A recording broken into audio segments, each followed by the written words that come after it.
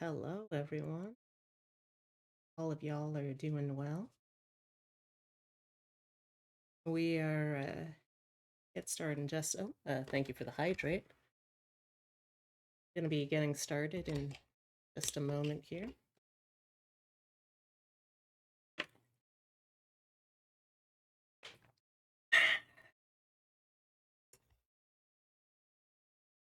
All right, now before we get started, a couple of house notes. First off, as we uh, we discussed last time, one of our members, Eliador, is unfortunately not going to be able to actively play with us the moment. Some very emotionally traumatic experiences recently and really need the time to be able to cover. And turns out staying up to 3 a.m. in the morning in their time zone, not super conducive. So, of course, we wish them well, and if they feel able to at a later date, they're more than welcome to join. That said, also, for the time being at least, anyone who's interested in potentially giving this system a try and can regularly make the times, then I'm happy to interview at least. Preference going for people who I am familiar with and know and that I've played with before. Yeah. And speaking of misfortune, uh, Geronimo Kiddo, who would be our fourth corner of player characters here, normally has once again earned her moniker of the unluckiest woman in the West. She is currently wrestling with a sinus infection, so we wish her well. She has sent a lovely little in character letter that will be going through as part of our love letters to the player characters today. So she'll still be with us here one way. And I think that's about. We last left off in our previous session with the climax of fighting and hunting down the Zhongxi Chinese hopping vampires that have been terrorizing Chicago's Chinatown neighborhood. They ended up fighting a definitely not just James Hong with the serial numbers filed off sorcerer and absolutely annihilated the poor sorcerer in a single turn, which honestly, I can't even be mad about. That was absolutely fantastic to watch in action. However, at the end of that session, there were a couple of letters calling on some of the, at the time, player characters that we do now have to reckon.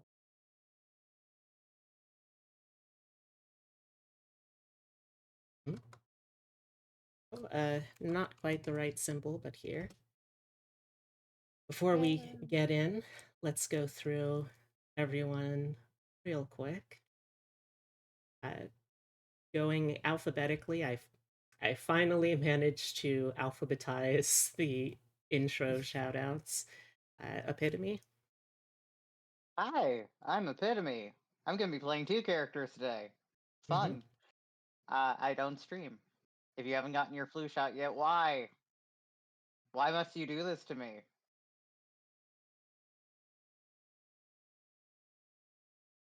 And then we have, well, Geronimo is not here today, but normally she'd be here to say that she is a Bat VTuber who is a wife, mother, and video game lover. She does a lot of horror video game content. She does content for a whole bunch of different age groups too. So if you're just a small kid, first of all, you shouldn't be here because I very clearly have the mature warning on. So get out of here, you snot-nosed brat. But you are more than welcome on her channel for at least a couple of streams a week. Check her out. All right. And then we have Hemlock. Hello, I am Hemlock. I am currently in the middle of a Golem apocalypse where I am playing through Golem 2023. Thought they And discontinued today, that game. oh no, the devs were all fired, but they're still selling the Oh, game. God. I pirated it, Oh, good. and I stopped by my workplace today, and someone commented on the flyer for my Dungeons and Dragons night with the sentence "Dungeons and Dragons," like from The Big Bang Theory. Oh. So you must Oof. imagine where my mental state is right Oh, now. So be no. nice to me. Oh, that's devastating. I don't know if I could. I don't know if I could ever recover from something like that. And this is It why I don't do Dungeons and Dragons. Too it did risky. psychic damage. I'm gonna be honest. Incredible. All right. And last but certainly not least, Zenobia is played by Obsidia.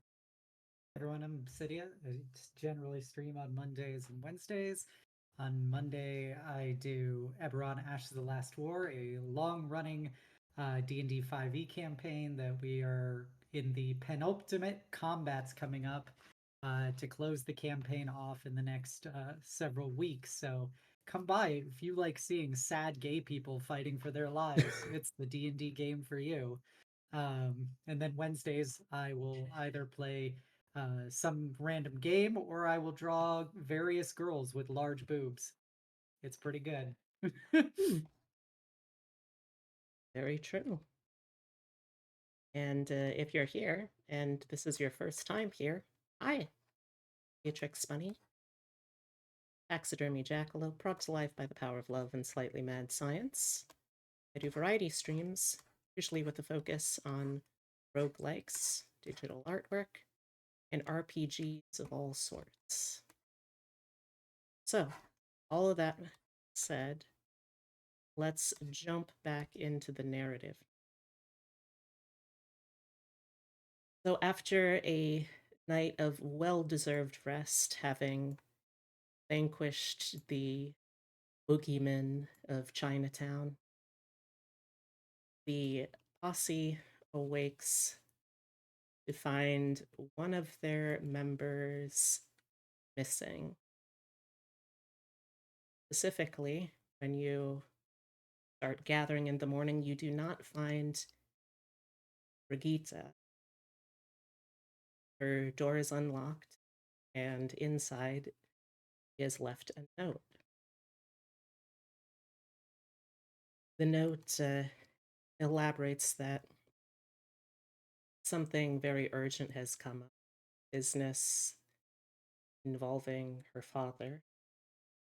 She needs to pursue it at the moment, but it's a little too risky to have any friends or associates with her at the moment. It's better that you don't know where I am. It'll get you in a lot of trouble. If we meet again, then I look forwards to it. If not, stay well. Brigitte.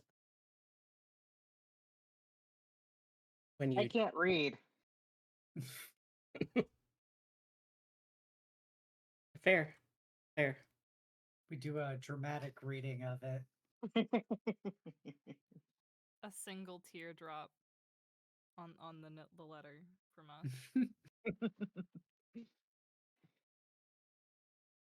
So as you make your way down to breakfast, you uh, give me a cognition roll. Time to open up the old character sheet. Cognition, open up the right character sheet. A 2. That's an impressive roll on 3d8. Hmm. I think it's technically a Six. botch. There are 2 1s in there. Hmm. Hold on, let me see. That is a botch, yeah. Yeah, I don't know why it didn't highlight in red though. But yeah, I botched. Oh, can you also try moving it now? I will in a second. I'm writing something real quick. Okay, so Yes, and now it's labeled. excellent. All right. So, uh, the the botch is not great. Uh, there's really not too much I can do in the way of punishing you for this particular role, though. Uh, however, those of you that rolled a 6 here, you notice as you're having your breakfast and getting ready for the day that there is a article in the paper that catches your eye. It the headline of it reads, "Victim of brutal attempted murder awakens in hospital. Police on manhunt for suspect." Oh yeah, I think we had that last time. Mm-hmm. What they what you don't have this that is now updated to the story is a sketch of the description of the attacker, which it's not perfect by any stretch. There's a good few details that aren't quite there, but with a 5 and your familiarity, but Min and Parrot do both recognize, oh, that's Brigitte. Why is Brigitte's picture in the paper? She can't read!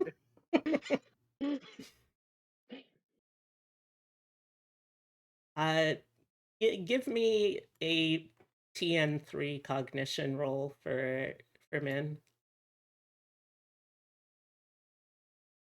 Let me have this. Oh, that's Ezra. Hold on. I have both sheets open. Botch, botch, botch. Damn it! You may not be able to read, however, Min has seen enough wanted posters in the West to know that that tends to be a pretty popular reason to have someone have a sketch of their face accompanied by some kind of word in this really big, thick block font beneath it. Okay, okay.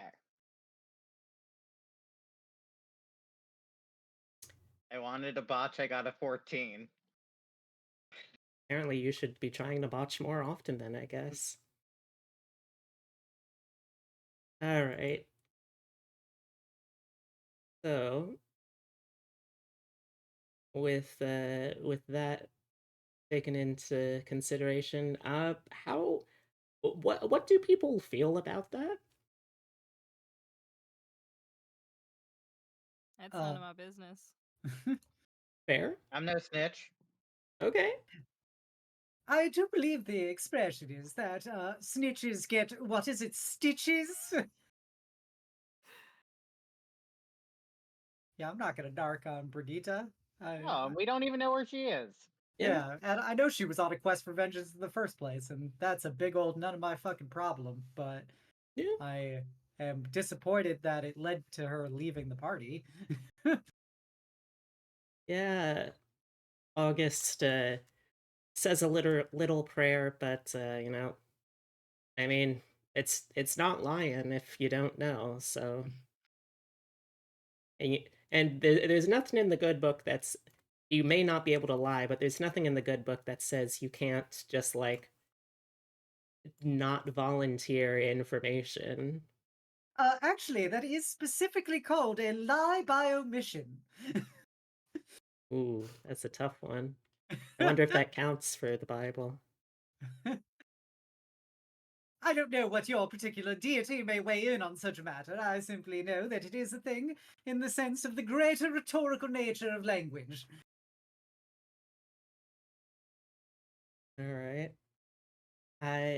And, uh, that is not the only person that got a letter yesterday. Is there anything that Min would like to tell anyone at the table here?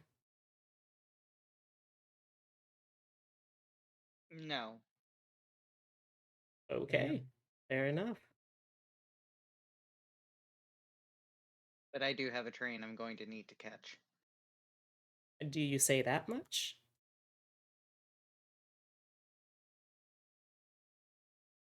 I think what I do say is after a certain amount of time during breakfast,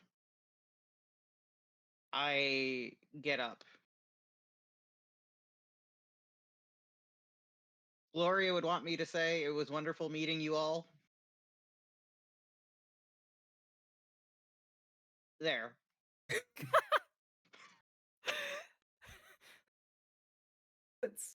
Good luck. What do you mean, good luck? Are you This is departing from in-character us? laughing. I'm I saying need to go home. I've gotten the go-ahead to go home. Well, where are you going? Perhaps our paths will cross. I doubt it. Damn. I've never heard of that city. I mean, look, Oh, is that one of those charming little western suburbs? I mean, August hasn't been in the country for that long. I think it's If- legitimate that given the, like, there's a place named Tombstone. Who names a place Tombstone? There could probably be an I doubt it. I will say this. If you find yourself by the Collegium, ask for me. Where's the Collegium? What is this? And she just leaves. Did the Collegium... I'm going to say she leaves behind the letter in the room so that there's some more clues. This is why I don't want to play Min anymore, because she doesn't fucking talk. Is the letter in Chinese? No. Oh, I thought No, she couldn't yeah, it read is. though. It Oh, is in Chinese. that's true, yeah. None of us though can read Chinese. We only know how to speak it.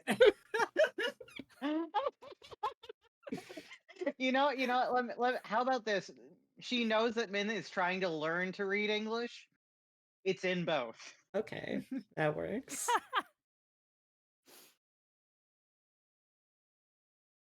All right, does anyone want to do anything in the moment? Parrot is like laughing through like spoonfuls of oatmeal.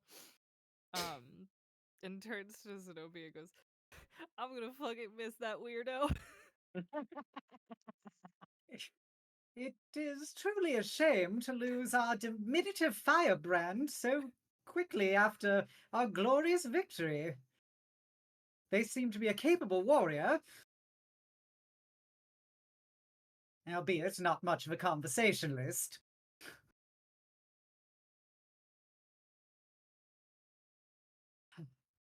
Well, I hope there are no other letters that are about to emerge during this meal. I'd hate to find myself alone in this windy city. Be so weird if somebody just left us a bunch of letters. Look at August. August just sips his coffee. um, well, I think I will try and nip this in the bud at least by saying that I find that while your company is to more or less degrees tolerable and in the nature of our dear parrot, delightful upon occasion, I see no reason to separate our prodigal band of miscreants and adventurers.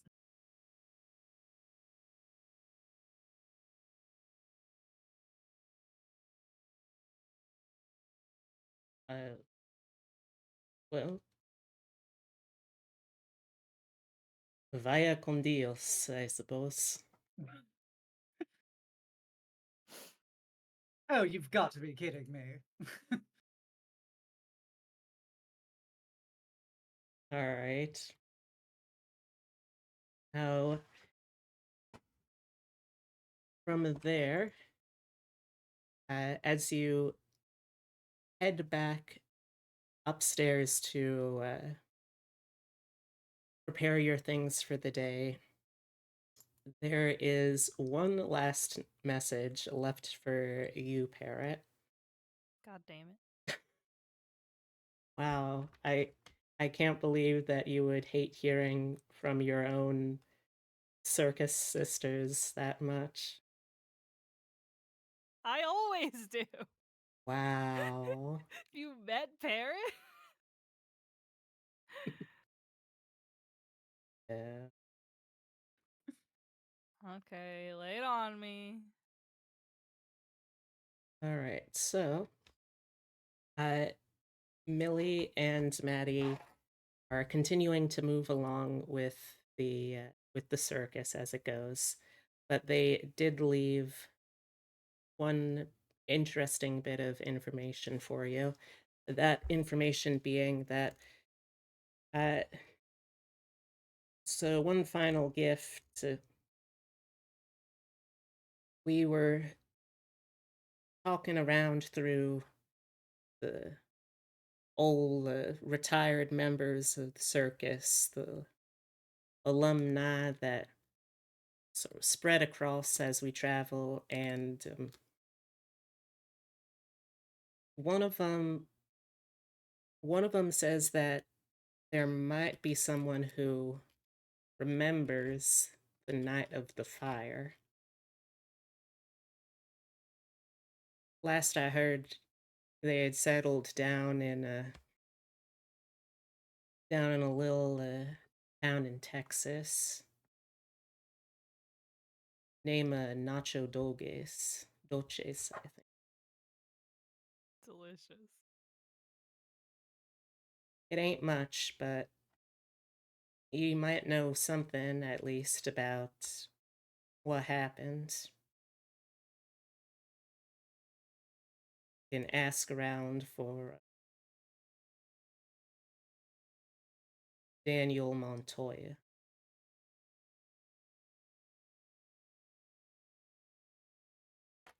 Okay.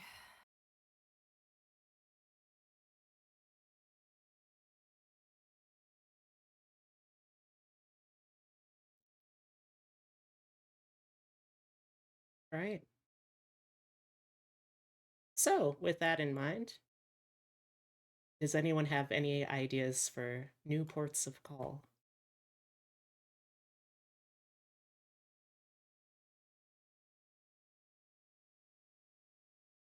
Texas. Going to just say, hey, we're going to Texas. Hey, Xenobia, want to go to Texas? I'm not there yet.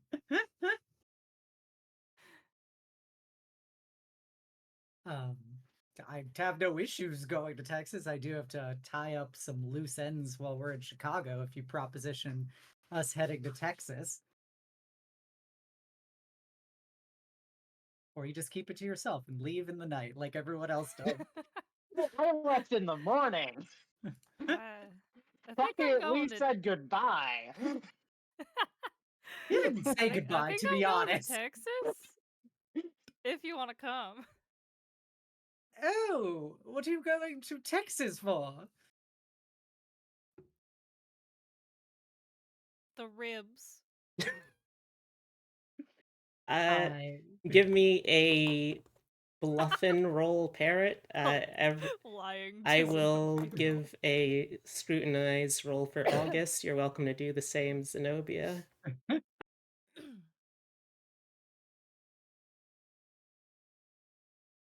Well, seems believable to me.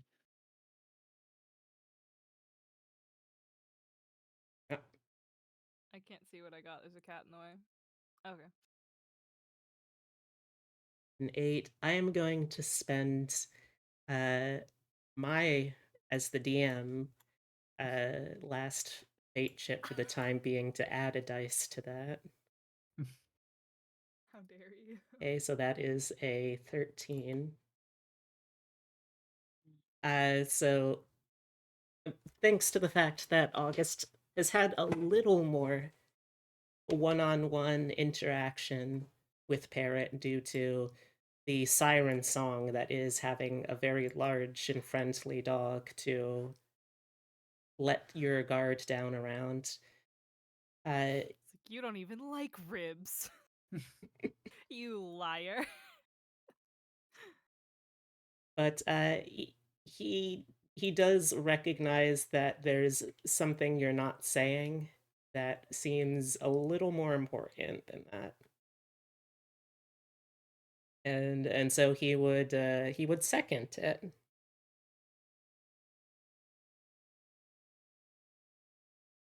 Cool beans. This works for him. He actually uh, does have some mail to send internationally that would be a little easier, a little shorter of a trip, a little cheaper of a trip too, to send if they could get down to the coast as well.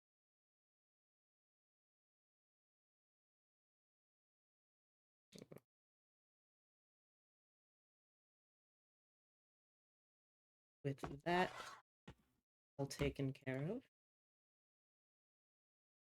Now, Zenobia, you have been in the on the back burner of everything you've been doing in Chicago. You have been keeping an eye out. You have been keeping an ear to the ground. You've been keeping your third eye open, however you want to describe it. But Hey, you can't go tossing that around. In my family, that is a fairly common attribute. you kept one of your many ears to the ground. You have been keeping so many eyes open, so many terrible, terrible eyes open. I was once told I had my mother's eyes. She wanted them back. Gosh. But yes, you have learned enough to fairly confidently say there doesn't seem to be any trace of the butcher in the city of Chicago. If you had to make a guess, most likely what happened was one of your relatives, uh, the the seer, Philomenia Derby Whatley, uh, you know, she's a she's a traditional seer, which of course means that she has a lot of volcanic fumes that are involved in her process, and probably just sensed, oh, there is a magical butcher in Chicago, unwittingly pinging on the cultist of the flesh that you first encountered in the city. Gotcha. All right. I'll uh send, I don't know, correspondence to my cousin that I talked to at the start. Let me scroll all the way back to what her name Charlotte was. Olmsted. That Yeah, one I Charlotte did Olmsted. remember. Wow. I feel so proud of myself remembering names of characters I created. Yay! Yeah. I'm But proud of you, dear. so I'll send a letter to Charlotte to, or however I was supposed to notify her to tell her that, the family business doesn't seem to be in this city. I'm going to be following something different down to Texas. They can contact me there if they need me. Um, and then I'll send a telegram to to the COT, informing them that I've made the connections with the library here and have a ready point for intellectual pursuits of the esoteric. Mm. And I'm heading to Texas. Well, yes, you leave that. Your room is completely cleaned out, save for one very, very, very burnt down little stub of a blackened prayer candle and a note stuck to the outside window frame of your room. All right.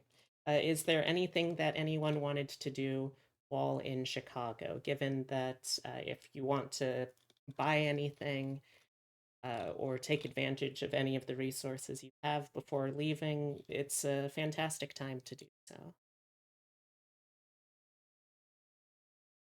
I think the last thing I want to do in Chicago before we leave is get my guns back. Good I memory. I do shockingly actually have guns despite never getting to use them.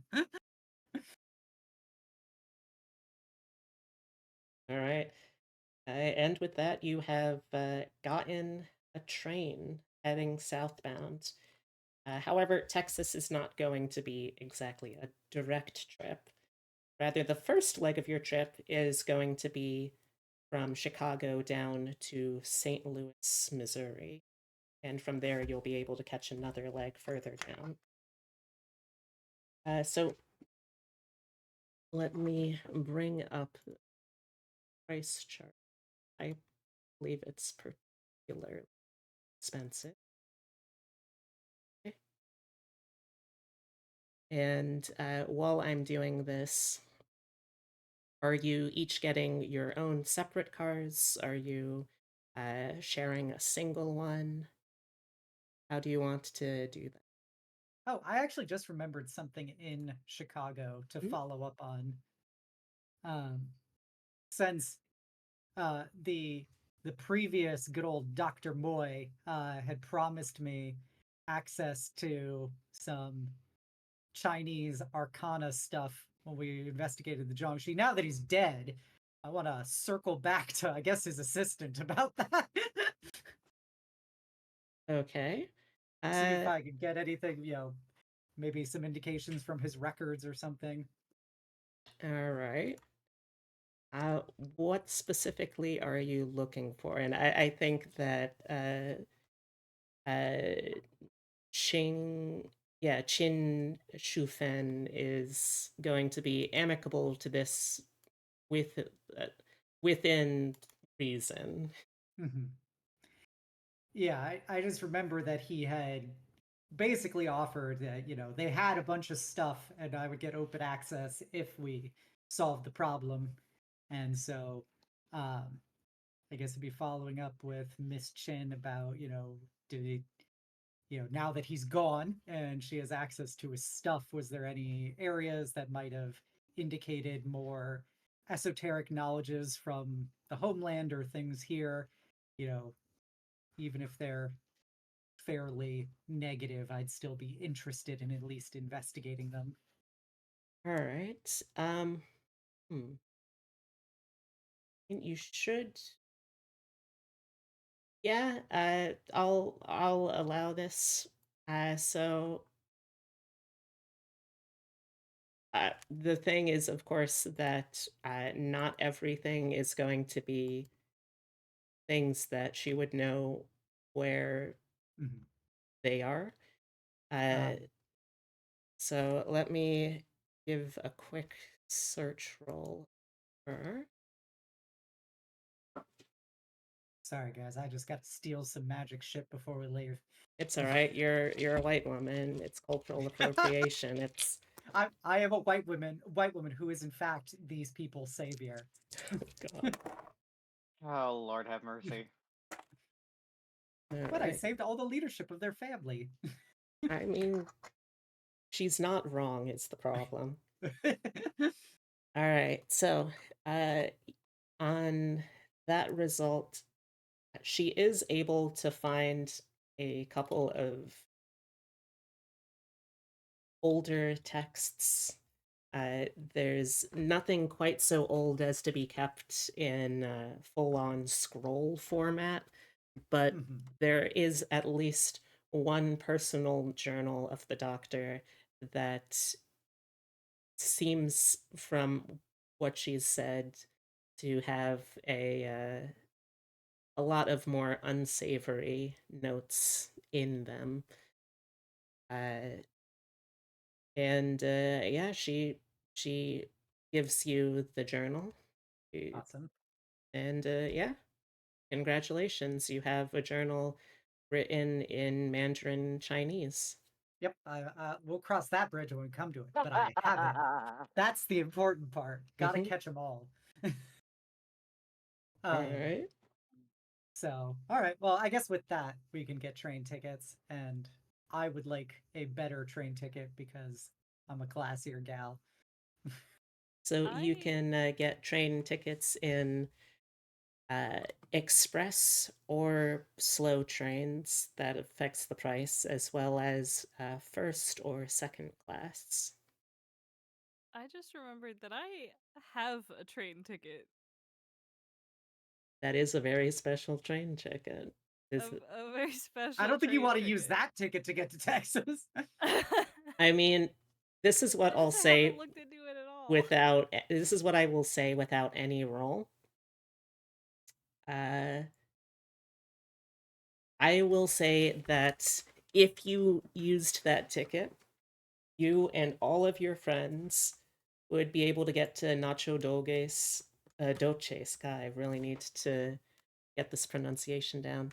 Would Dios be mío. I know, right? Naco Doches. Nacogdoches. Yeah, I'm really gonna have to practice this. But you would be able to get there, and you would probably get there very, very quickly and monetarily free. You might be losing out on some things or risking some other things, and it might be a little more potent than necessary for a trip that doesn't have, strictly speaking, any serious urgency. Maybe next time. Okay. So, how fast do you want to get down to Texas? What's the speed differential between slow and express? So let's see. For express, first class is the ticket's total cost is 7 cents per mile. There are there are 297 miles. So I got my calculator out here. We're gonna This do is the this. best part of D&D. I know, right? So it would be $20.79 for first class express. Let's see. Or it would be 6 cents a mile for express second class. For slow, first class would be 5 cents, and second class would be 4 cents, again, per mile. So, but how many days difference is that?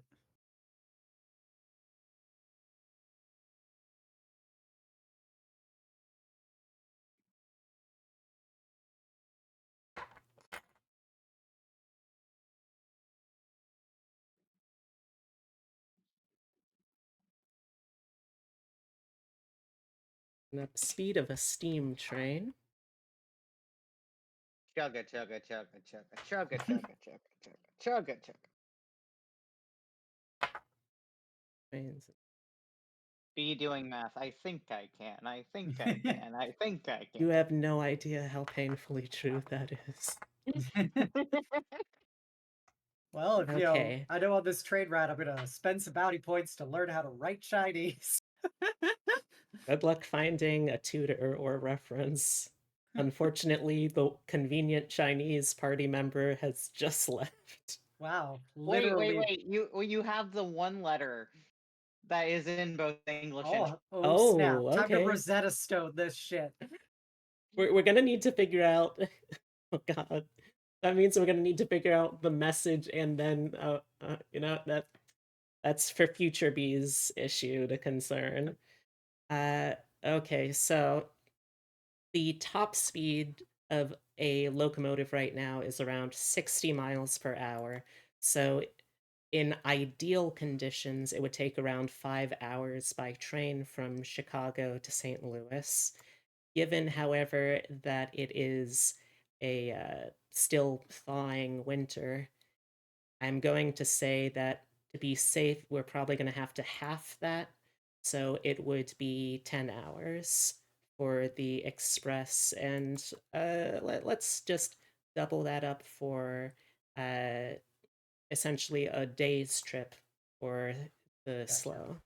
I'm fine taking a day to get to St. Louis. You know, like we got, I don't know, we have no real reason to rush. This is your backstory. I don't know, man. Yeah, how much more would it be for me to take my donkey that I purchased and brought with me for apparently no reason? Like riding the donkey? I think No, transporting it price. in the cattle car or Okay. whatever. All right, let's see. So I'm not leaving my donkey in Chicago. Of course not. What's your donkey's name? I never named my donkey. Buttercup? No. Peace out. Donkey. Roach. Roach? They're all named Excellent. Roach. Parrot the Witcher? I'm going to say that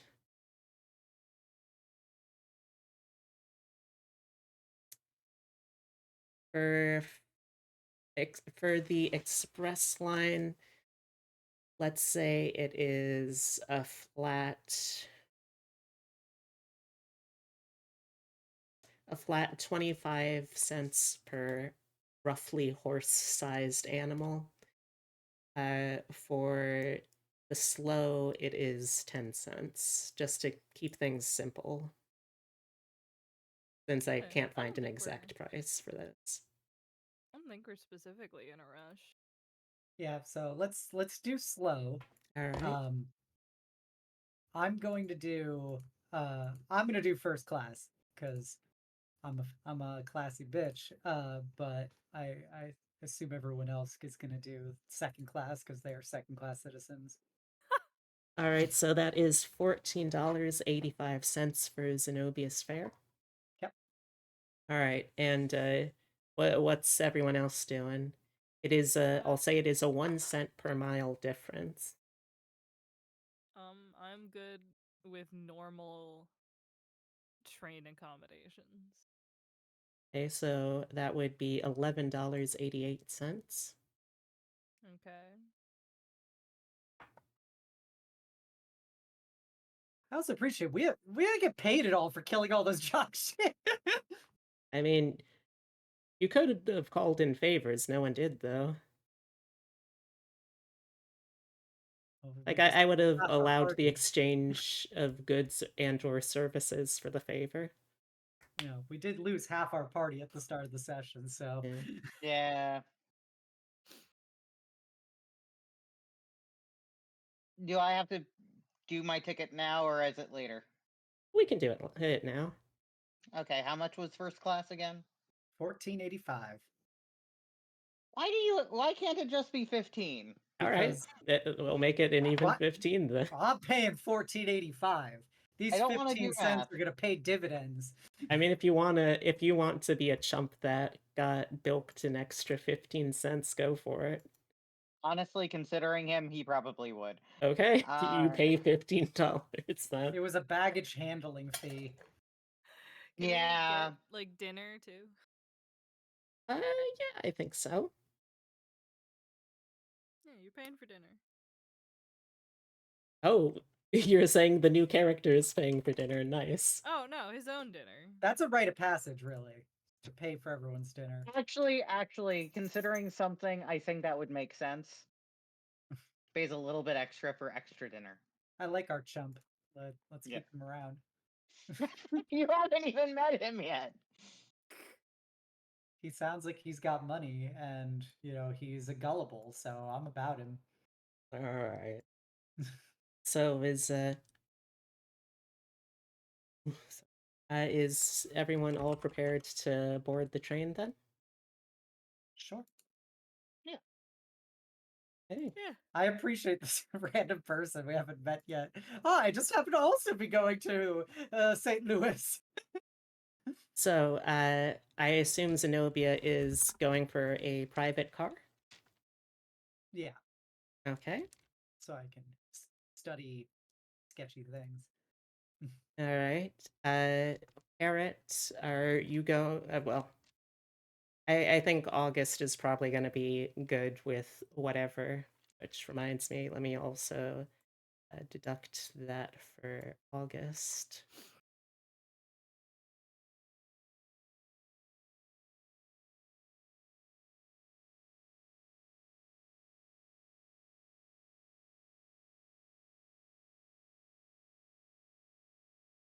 Okay. All right. So August, it will take whatever. If Parrot wants to also be in that car, you may. If you want to be in a different car, you may. Up to you. No, we'd be in the same car. All right. Okay, and with that, the train departs. Chugga, chugga, chugga, chugga, chugga, chugga, chugga, chugga, chugga, chugga, chugga. I'm helpful. I love the. Oh, you have actual sound effects. Okay. Yeah. All right. So,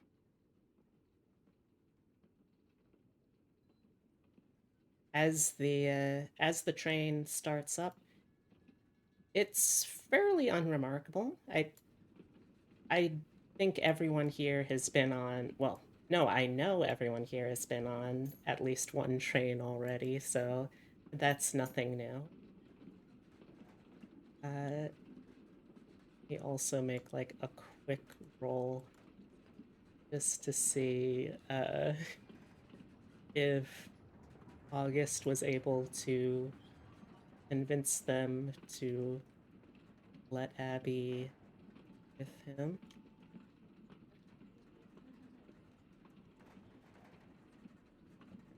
They're really gonna break the ADA. You can get fined a lot of money. I don't think that's been passed for another 100 years. The fantasy ADA. The Passed by fantasy demons. of the They 19th just freed the century. slaves, man. Yeah.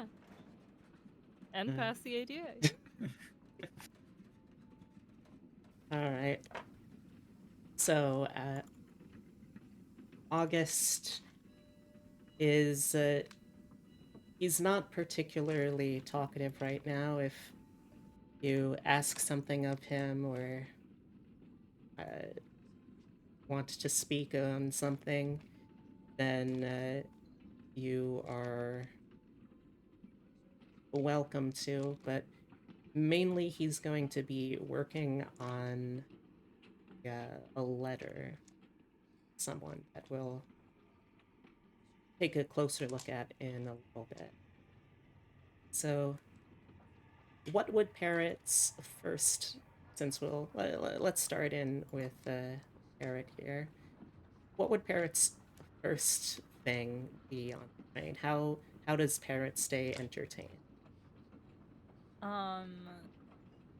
On a train ride this long, it is a mix between like trying to see if she can find snacks, trying to sleep, and going through the book of games, even though she does not understand very much of it at all.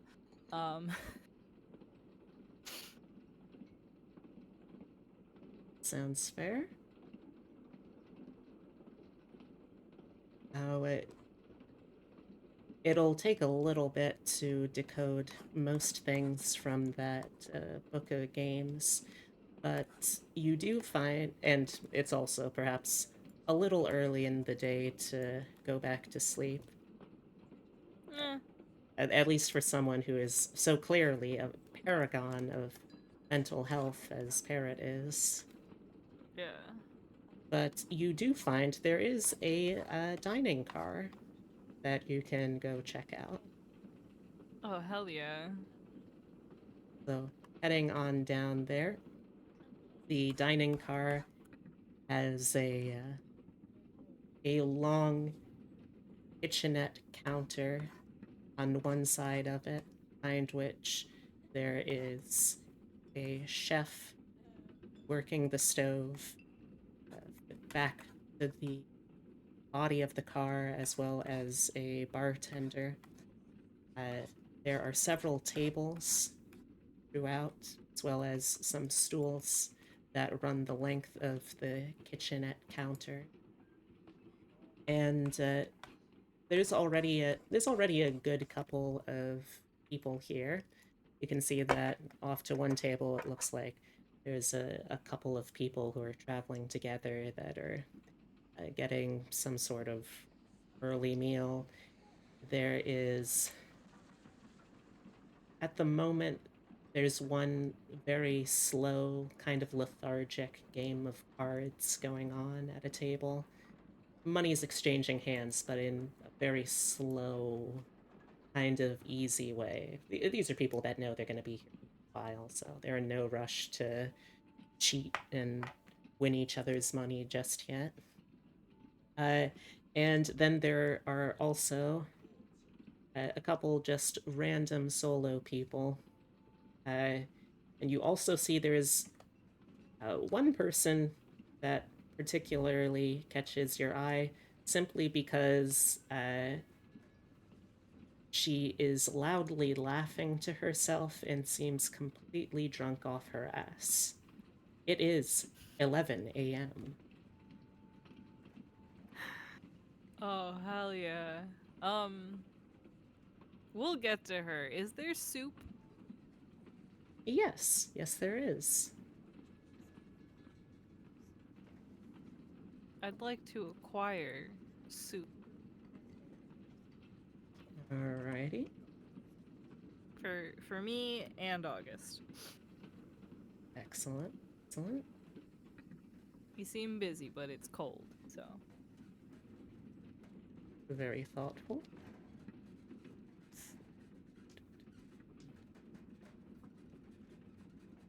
Alright, so it is going to be 50 cents for a pretty big bowl of soup. Just coming out of Chicago, it looks like it is the soup of the day is going to be a cannellini bean soup. I can fuck with beans. Okay. Is this a shareable giant bowl of soup? I mean, you could probably. Then I'm gonna buy just one. All right.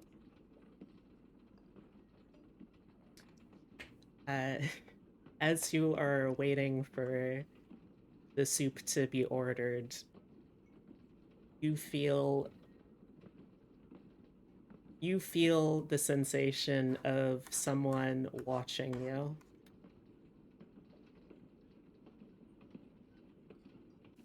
I watch right back. Okay. You scan the room to find the feeling, and it turns out to be very easy to find that feeling because the happy drunk is making absolutely no effort to conceal it.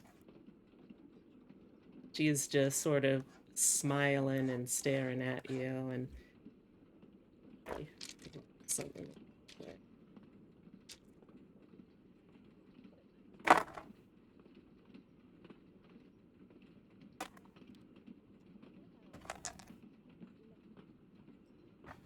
Did you bring anything with you when you came here to the car?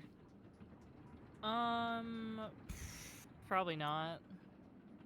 Just like $1 or two. Probably keep my pocket knife in my back pocket, but. Right. She slides over a couple of stools. Hey there, stranger. How's your day going? Wonderful weather we've been having, ain't it? Been kind of shitty out. Oh, with that sort of attitude, you gotta be real cheerful like attracts like, stranger. That's why you always gotta be a smiling sort That's what my mom used to tell me. Of course, my mom also used to tell me not to play with any of the weird little tricks that they played. Oh, I got kicked out of Sunday school so many times for messing around with those things. Oh, that's neither here nor there. Normally when you're drunk, you're supposed to overshare to the bartender. I tried. They cut me off. Can you believe it? Yeah, but they're getting paid to listen, and I'm like just waiting on soup. Tell you what, you want to see a trick? I bet you I can do something you ain't never seen before. And if I can If you impress you, promise you'll it's buy me a interesting shot. Oh, I'm not gonna buy you a shot. Oh, okay. What stakes you all play for? I could give you the money for a shot, and when you're not a VIP, the bartender can give you a shot. All right. Sounds good. So you want one visibly intoxicated person. Well, thank you. I have not been talked up so nice like in a while. Oh, Mercy Brown, by the way. Mercy Brown, I should say that. And we ain't strangers and it ain't weird. Is that like an exclamation or a name? That's my name. It might have Oh, also okay. been an exclamation, seeing how often my mom would shout it out at me. That's not where I thought you were going with that.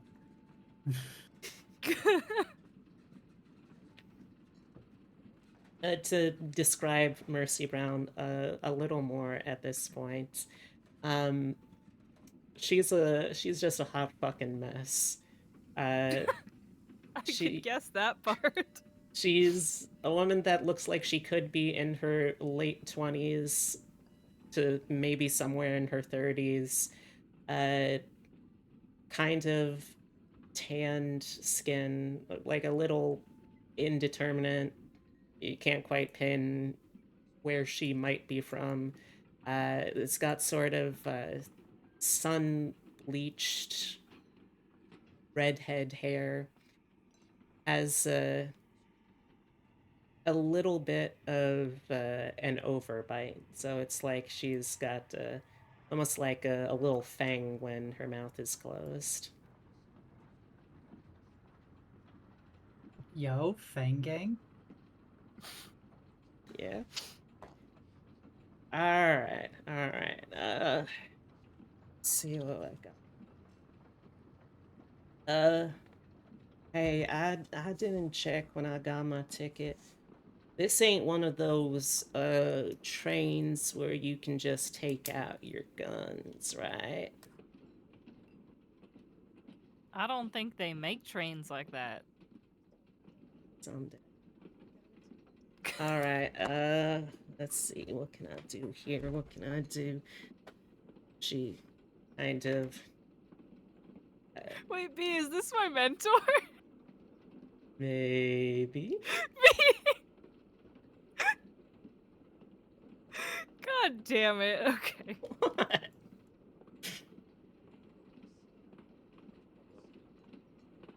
Alright. So right. What was I?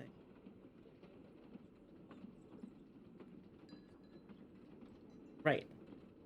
So she kind of looks around for a little bit, and she finds a spoon and a little bit of hardtack that is so thoroughly hardened, just this little crumb that it has kind of petrified in that way that bread old enough can do. and she points to and she points to a table that has been emptied out. No one's sitting there, that is. And she holds a finger to her lips like shh. Don't tell anyone, don't tell anyone. And she pulls it back and give me a cognition roll +2.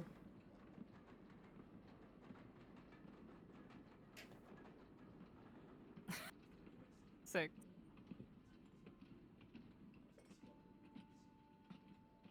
Right.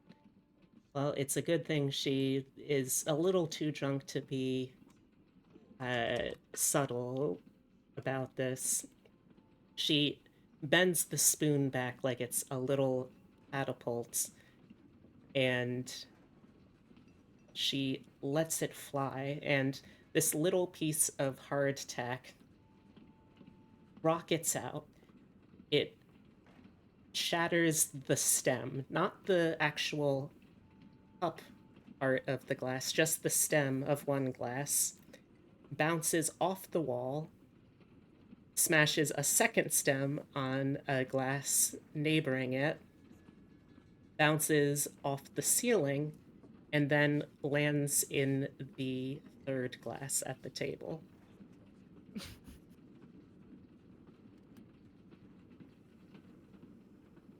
And what you got from that cognition roll is when she did that, there was a brief moment where you could see on her fingers a sort of sparking.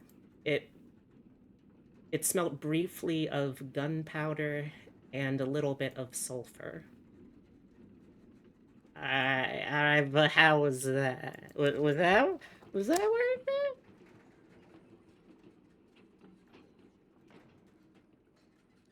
I mean, I'll pay the bartender to replace the glasses you broke.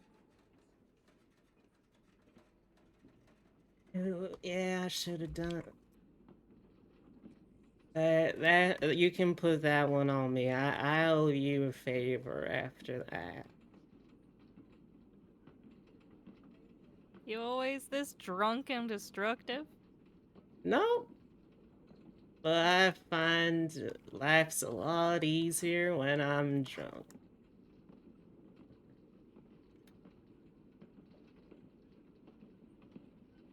Name's Mercy Brown, by the way. Pleased to meet you. Yeah.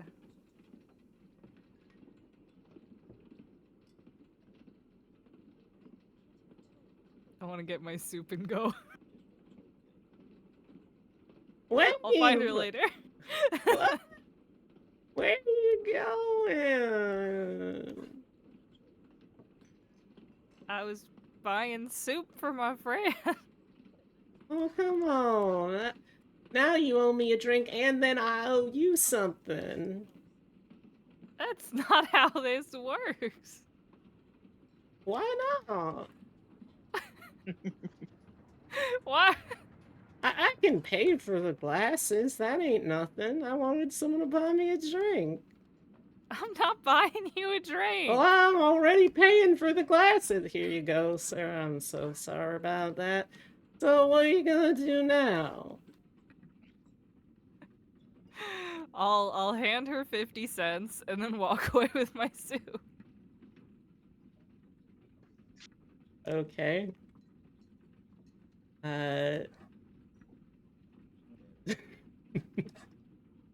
Alright, gonna have to find another way to bring Mercy Brown back since this is the mentor figure that you requested. I did not request a mentor figure. I requested a class change, and you gave me an annoying drunk. Wow! You barely even know her. I work at a brewery. V. Oh, I see this woman once a week.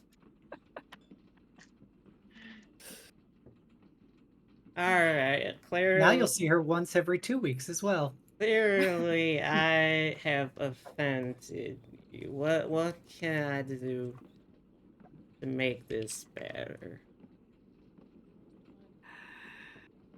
I'm not offended. I just want to eat my soup. All right. She buys the soup. I will accompany you then as your chaperone. Why? Oh, because it ain't always that. And she kind of looks shifty for a moment. And I see other practitioners of craft out and about in the wild. Can I cast a spell? Sure. I don't know how it works out of combat. It's been a while.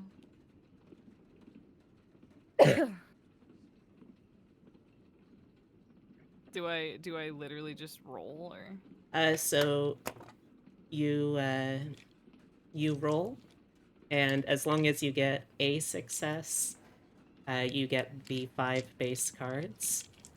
Depending on how many successes you get above that required roll, that determines how many additional cards, and then we gotta see if you've gotten enough to succeed.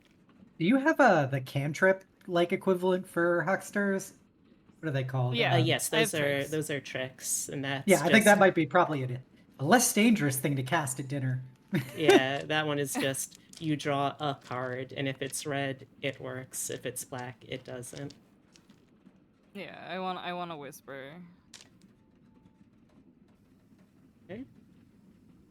All right. So draw I the. shouldn't have gotten so many cognition whisper, so many cognition tricks when my cognition is garbage. You still did better than Xenobia. Yeah. Then you can draw a card. It is an 8 of hearts. All right, then it succeeds. You can whisper your 5-second sentence that only a person you choose can hear.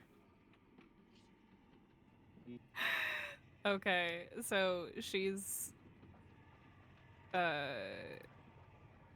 gonna whisper to Mercy, if you're gonna get so fucking drunk in public, don't talk about this shit at all.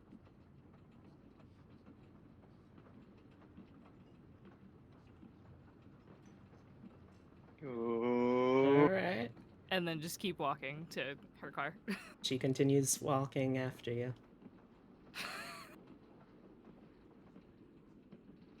You're going to interact with your mentor whether you like it or not. Yeah, she can follow me to the closed car that I share with another weirdo. I think I am probably going to have August step out for at least a part of this, since it's probably better that he doesn't know all of. Well, I mean, I guess it's flexible. It depends on what your religion is. If it's Do like we have like specific seats? Can I just find another empty car? yeah, I think you can. If only Xenobia was there, she would love to listen to your silly witchcraft. Okay, Parrot's just gonna drag her into an empty car and like press a boot against the door so nobody can come in. Okay. And between angry mouthfuls of soup, What the fuck do you want from me? Man, I only know you're real a couple little flexible. tricks. You could do that as a career.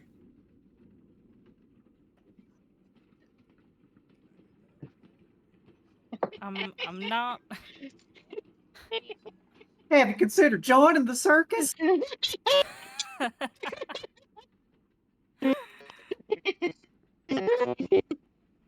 Oh my god.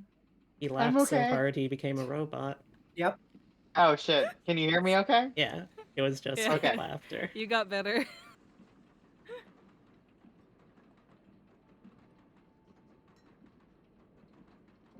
I took what I learned and I use it to stay alive. I've got no interest in fucking with more demons. All right. I ain't here to be no sort of advocatus diaboli. Not that I'm Catholic neither. And for the record, I'm not nearly as incapacitatingly drunk as I look, sound, or seem. In my experience, having the reputation of being an absolute nonsense talking, boozed up weirdo works very well to make people disbelieve anything particularly troubling about you. Little tip and trick, a Mercy Brown original. I just tend to go about life not doing weird shit. You know, that'd probably work too. Wouldn't be nearly as interesting or as useful in our lines of work, though, I imagine. Well, my line of work, at least.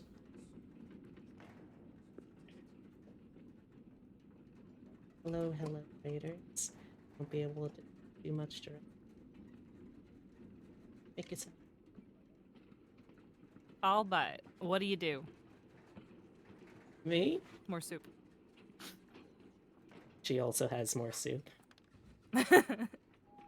Well, I am something of a problem solver when professional organizations have less than normal problems. I have been trained by the Mr. Dr. Holiday himself to be able to deal with them with a unique sort of magic that he taught. And, you know, old Doc, he ain't getting any younger or any less cripplingly infected with his tuberculosis. So I'm trying to help him spread the good word about how help effectively fight all sorts of boogie folk with what do you call it? Hex-slinging, gun magic. It's like magic, but what with a gun. Not the best name, granted, but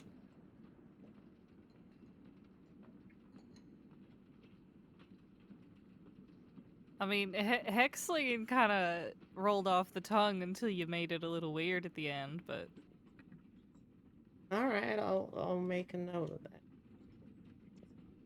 Takes out a little graphite stylus and makes a note of this. She doesn't have any paper, so she's just writing this on the side of her boot. X-slinging, good name. well, I'm a couple days off of shooting a hole through a vampire. Really? So, Oh, well, hell yeah, that sounds awesome. How'd it go? I mean, in the moment, the rifle handled things pretty good. Hmm. Are you implying that there's stuff I can't kill with a normal rifle? Sure. You ever try to shoot a ghost? I have. Damn bitch simply went right through my bullet. I've seen a lot of weird shit, but it was mostly fleshy. A lot of fleshy. I love this woman. Can she be a regular? I might have to be little voice in my head that She is can take not Brigida's slot in the party. canonically acknowledged. Well, you see she sobers up for a little bit at this. How human were they when you got to them? A lot of fucked up rats. And a lot of transformed humans. So you still could recognize them as formerly a folk. Yeah.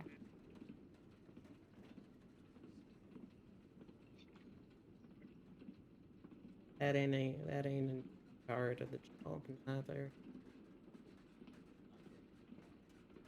Nort laughs to herself. Of course, the alcohol helps with that too. I didn't even get fucking paid. I got noodles. Yes. Oh, good noodles, but Well, at least they were good noodles. You can only get so many good noodles in your life. I say treasure the ones you do get. You never know when some terrible, terrible things from parts of your past you'd rather forget hunts you down, kills all you care about, and leaves you okay, you a don't have to get this broken, detailed. drunken wreck. Huh? Oh, sorry. sorry. Oversharing's a little something I do a little too much.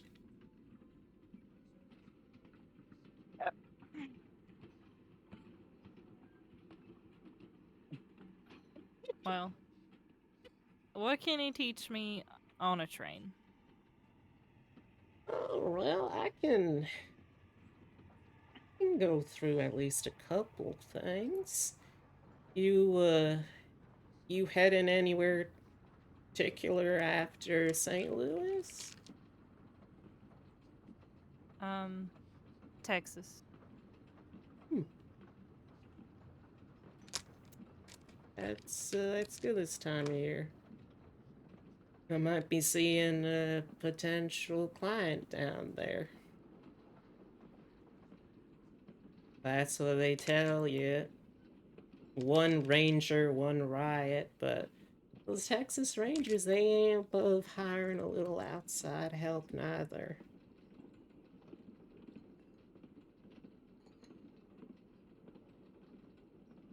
But I think I can at least teach you a couple tricks here. Let me see. You got something I can write in? I think I have a note. Do I need to have a thing on me, or can I just have a piece of paper? You can just have whatever. I've got this train ticket. I mean, if you want to use that, you can. I hand her Hoyle's Book of Games. Oh, this guy. I started with this guy's work too. Great stuff, Eddie. Real great stuff. Not totally what I use now, but kind of starts in the same basic place here. You know, you know how when you're trying to get in touch with something for a little bit of magic and it has it's almost like you're sat at a table with playing some sort of game, poker, whatever your poison is, right? Unfortunately, yes. Being a hexslinger ain't much different than that. It's just uh, instead of games of gambling, it's she reaches for a holster that is currently empty and quick draws in air. It's guns. It's like a little duel in your mind. I there's a couple that there are a couple that Holiday taught me that were real quick to learn. And they work off a couple of these basic formulas here. And she starts scribbling out what at first seem like mindless dribbles and doodles, but as you look, you can see like the diagrams of the different card games and dice and board games and whatnot in the book's pages. They're sort of becoming something of a cross between a complex geometric equation, a some sort of demonic sigil, and still a bit of drunken rambling. One of But those cool S's we drew in middle school. The Stu CS of magic. oh god, the Castusis. That's that double-headed staff that all the doctors have. But it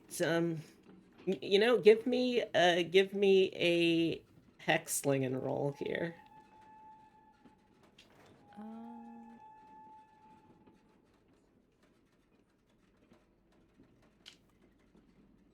Oh man, did I remember to add it? Oh, so it's 3 dice. And I'm gonna say you can use. Well, let's use knowledge here since that's your highest. Okay. Just roll knowledge. Yeah. So roll 3d10.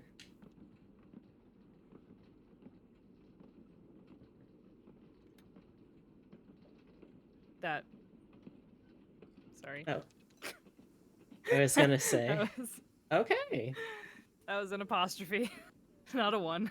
Okay. So at first, it really does sound like just a drunken rambling, but maybe it's the unique way in which your mind already had to be a little bit broken to understand how this magic works, that it's nonsense that makes sense, that still feels right somehow. This is a quick and dirty lesson, so it's not going to be a proper education. This is something where I'll fully admit this is something of a crash course that Holiday gave me, and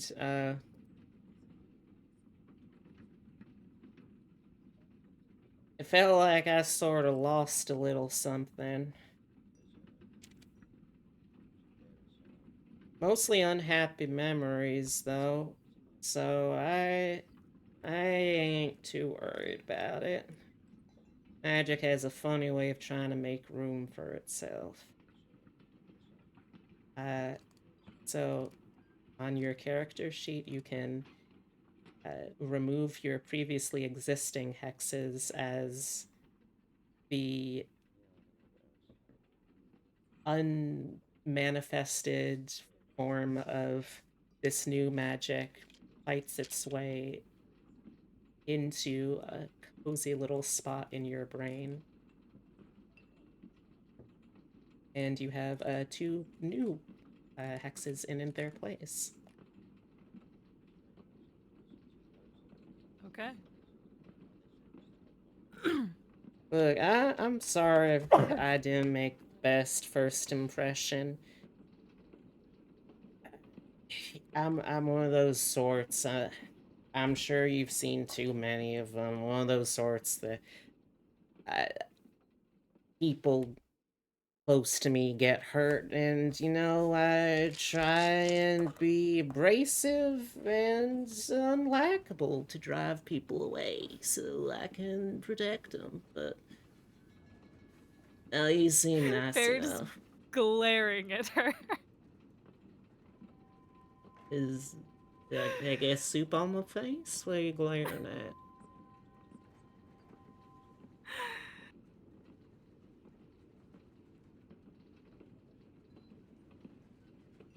What's your name, by the way? Parrot. Eric. Mercer Brown. Pleasure to meet you.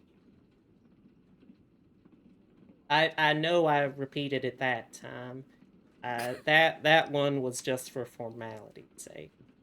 I probably ruined that by then just going and saying that. Now what? I'm gonna start again. She gets up, leaves the car, closes the door. Seconds pass. She opens the door, comes in, closes it. Alright. Nice to meet you, Parrot. I apologize for my behavior in general. As French say, I don't know what. I hope to make an acquaintance of another troubled sort of soul trying to make their way.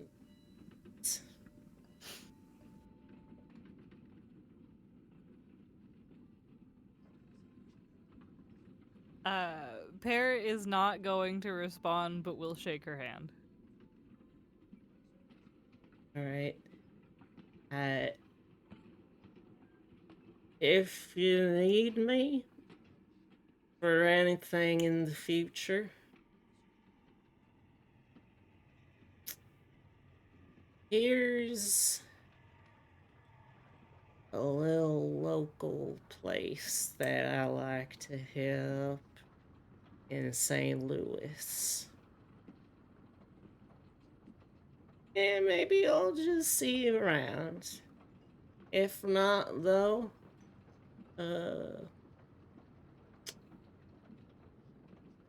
try telegraph, I guess.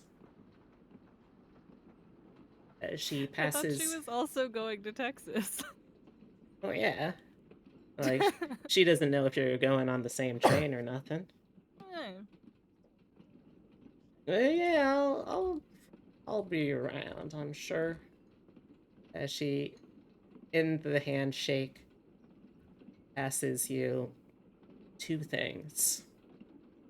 One is a calling card, little slip of card stock that has a telegraph number, and it says that it is for a business called Vasquez Shipping and Solutions. The other is 50 cents. And as she gets up to leave the car again, she winks at you with both eyes and says, "For your friend, Soup." And she is gone. I love this woman. real grade A mentor status right there. Aren't you Honestly. glad She's you switched? amazing. She's amazing. I hope you all enjoy her because I have no plans on Mercy's Brown dying. This is a woman that looks She's at the immortal.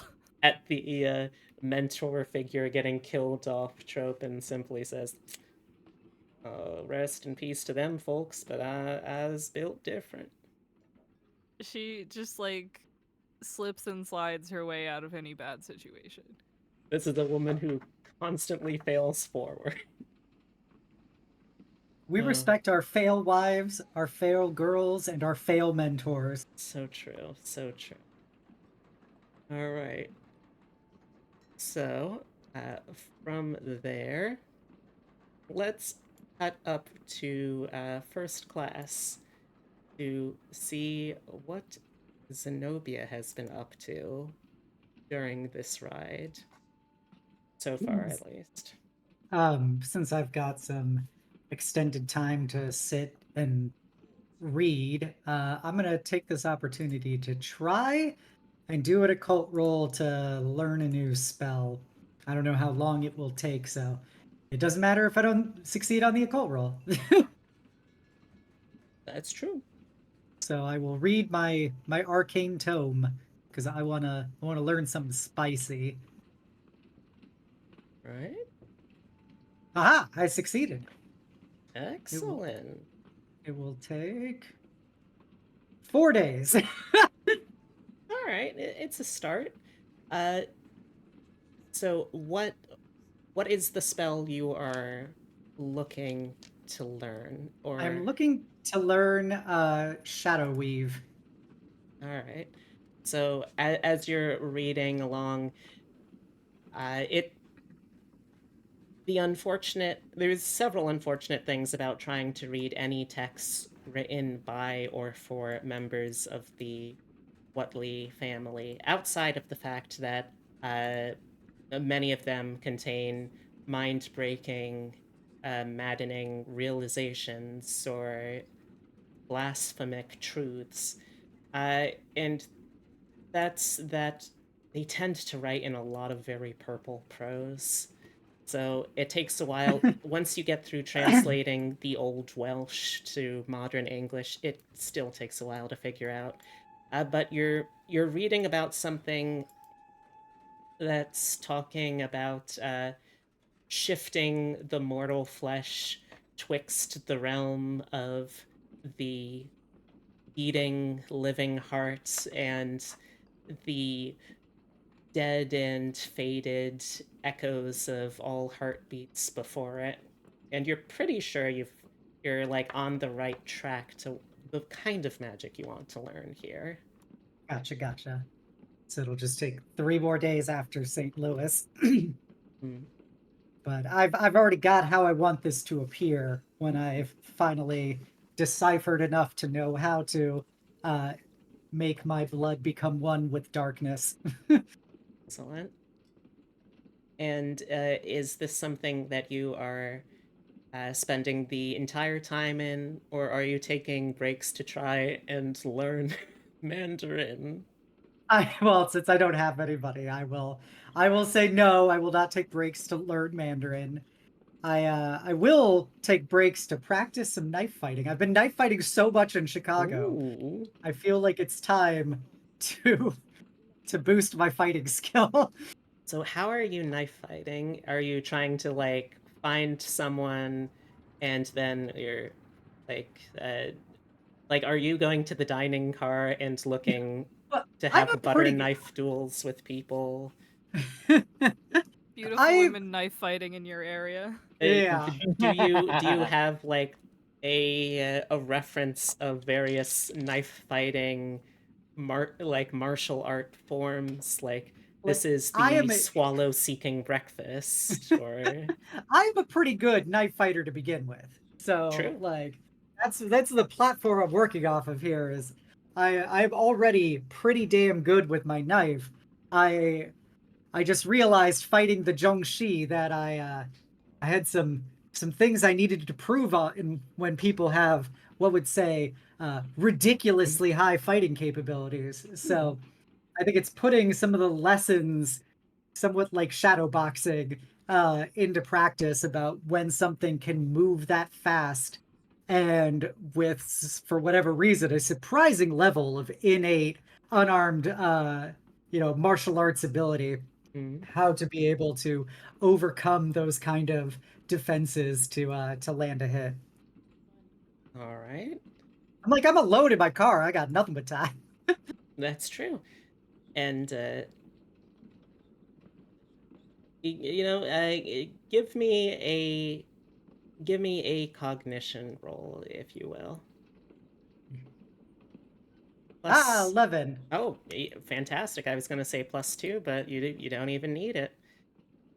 So as you are going through this form, sort of feeling the natural flow of the movements that your body wants to take, that the knife in hand seems to be almost a half thought ahead of your hand in where you end up going. You've gotten into such a flow state that you you catch out of the corner of your eye that maybe it's a trick of the light, but it's like your shadow is moving slightly before you do. And it's a shadow that gets dimmer the further away from your arm that it gets. And it's such a peculiar thing that you almost miss the fact that there is now a second woman sat in your car. With a cognition roll of 11, you did not hear her come in. The first thing I would do then is probably turn my knife to face her. The woman, she is a base very pale, uh, but there is this sort of slight tan that one gets from working with sources of intense heat. She has long, dark red brown hair that sort of falls in little tresses where it's not held back in a bun. And she seems to be dressed very prim and properly. Currently, she is reading a book and looks up from it to regard you. Oh, charmed to meet you as well. I would say to make yourself at home, but you already seem to have. Yes, I do apologize. I fear I may have given you quite a start. Oh, I've only just begun. Well, you needn't stop on my account if I'm not imposing. Oh, I appreciate the sentiment, but it is a bit, uh, a bit of a faux pas to be waving cutlery in front of guests who I have not been introduced to appropriately. oh, terribly sorry about that. I would have hoped that my associates would have already mentioned me, but I see that is the case. It is so onerous to find good help these days. It tries.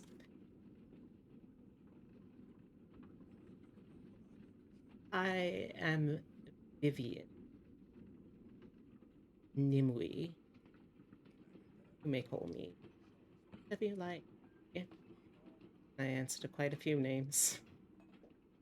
It's get rather difficult. Back of them some. Ah, As sorry. this is going on, can you give me another cognition roll? I'll say with +2 from the success of the previous. A 7. As you are settling down, still on edge here, you notice two things looking at the accessories, the accoutrement she has laid out on the bench next to her, opposite you. The first one is you notice that there is a stack of books as well as a large-ish, sort of like about the length of a forearm wooden box that has some sort of lock. The other thing you notice is there doesn't appear to be any impression on the seat from her weight.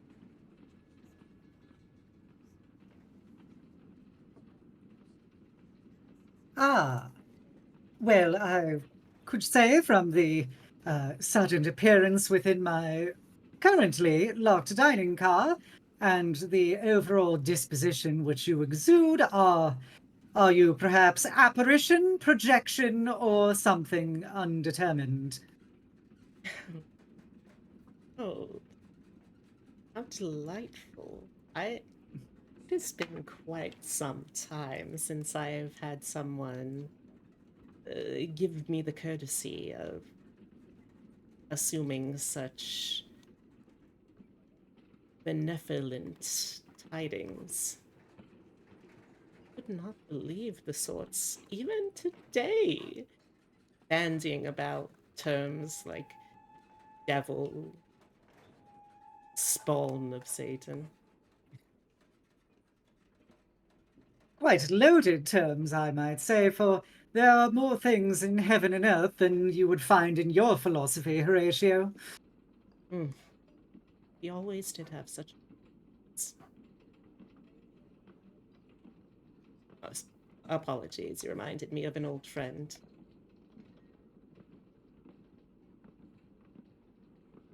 But I do believe maybe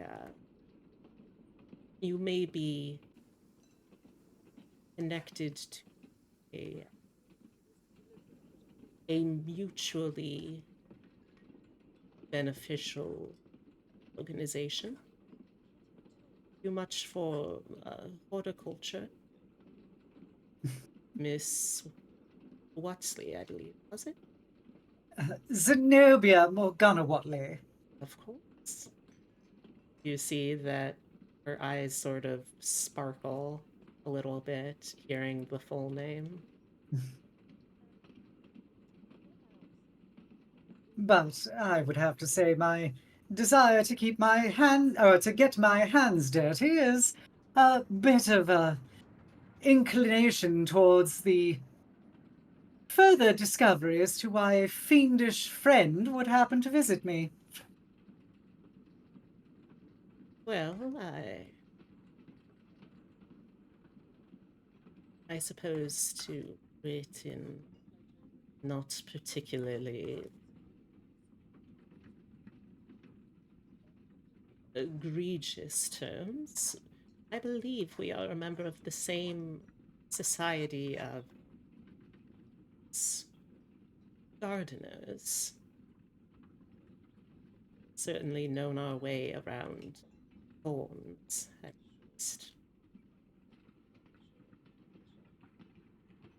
Ah, so it is then. Well, you can, of course, take my reticence to delve any deeper to be, of course, a professional courtesy. Couldn't. However, I would say that it is not terribly common that I have encountered any would-be practitioners of your particular ilk in those circles. Practitioners. I'm afraid I don't quite follow. Dear Miss. Oh, you know those pursuers of the esoteric and the arcane. Oh, yes, well, I suppose this is something of a little initiation to those of their nature. They seek to ensure that those they work with are fully trustworthy.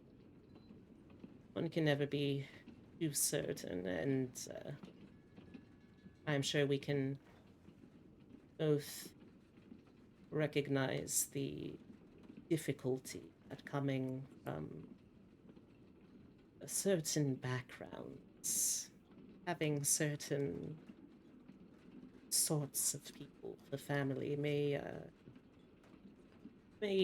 be cause, if not for alarm, certainly of caution.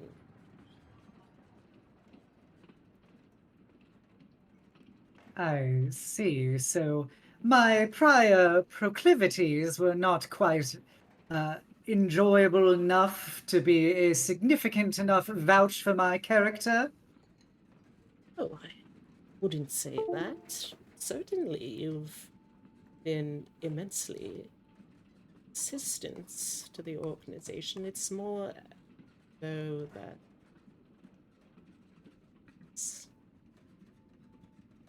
you have gradually attracted attention of a more interior sort of circle.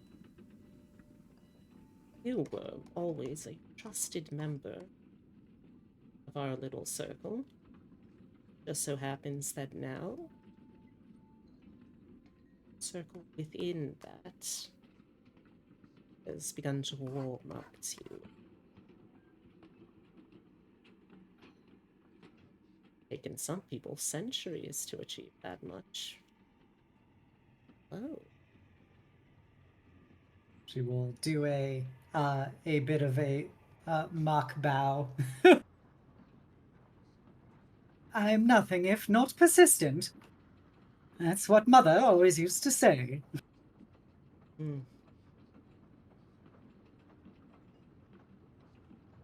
I must apologize. It's been rather a long time since I last had the pleasure of making the acquaintance of a member of your very prodigious family. I assure you that I hardly bite, which I cannot say the same for some of my beloved relatives. Hmm. Yes. Sometimes it seems common human urge to learn and discover come to such curious and precarious places. At one time, I imagined that there were quite high regards amongst good, upstanding magi, your particular plan. But times change, and so do people. It's a shame that. But Hopefully, in time, they will abandon their misguided pursuits and focus on what truly matters. She smiles, and there is a faint chill in the air. Well, the circle seemed to be very much last escapade. So I've been something of a. Ooh. As you know, they are not unlike library themselves, and they have seen fit to allow you access into whatever sort of avenue of pursuit you might be keen on at the moment. Though they also sent something which, I must say, I'm not entirely sure I understand myself. Delightful rarity. So, which would you prefer? My dear Miss, the book? Xenobia is biting her lip and as Or she perhaps me? I can't believe you just did that. Dinner? A bath? Me? But yeah, she is biting her lip looking at the books. Kind of without really noticing it as her eyes kind of expand into the the real downfall of her family, which is the obsession of acquiring new knowledge. um, I think I would like to perhaps peruse your novellas. Very of 2 volumes here. And my question to you is, how much would you Yeah. like this to remain a secret to the other party members, what you choose to study here? I don't, to the other party members, I don't necessarily, if it's my Arcana based stuff, I don't really have a reason to. They know I sling wild spells. I don't tell them about all the weird shit I do, like getting that, blood sacrifice, etching and things. Um, so I would say I'm not overtly concerned with them. There's a certain established trust I have with Parrot, and despite my best efforts, August. All right. All right. So then I would like you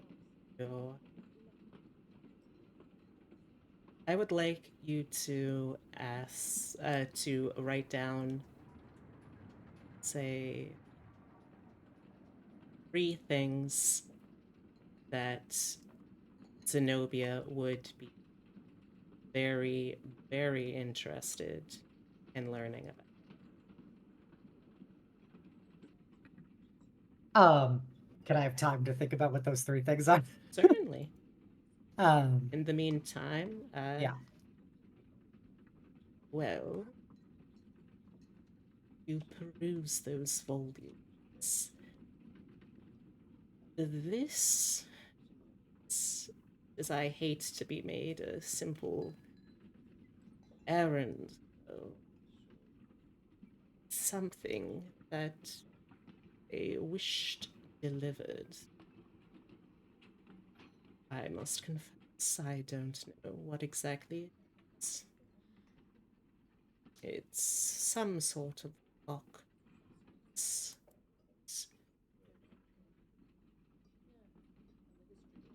Upwards brass. Organization has decided, for whatever reason, sending it most likely find a way to. I can't say any more. You're particularly keen on puzzles or tests of ingenuity. Certainly won't be luck. Oh, how delightful. A conundrum wrapped in an enigma. Quiet. Quiet.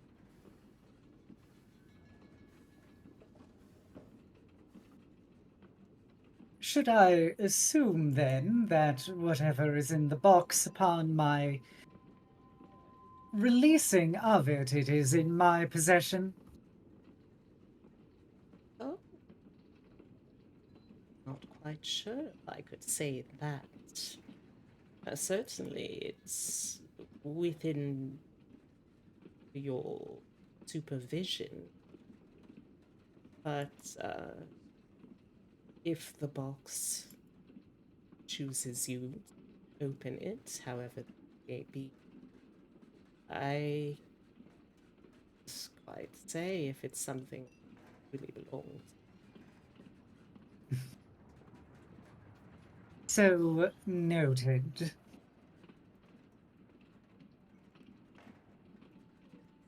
Now, in the future, should I expect more visits from you? I just wish to know so I don't make any rash actions upon future appearances in my close proximity. Well, if you're worried I may step in on something private, inappropriate, perhaps even a bit scandalizing, I can assure you I can exact a manner of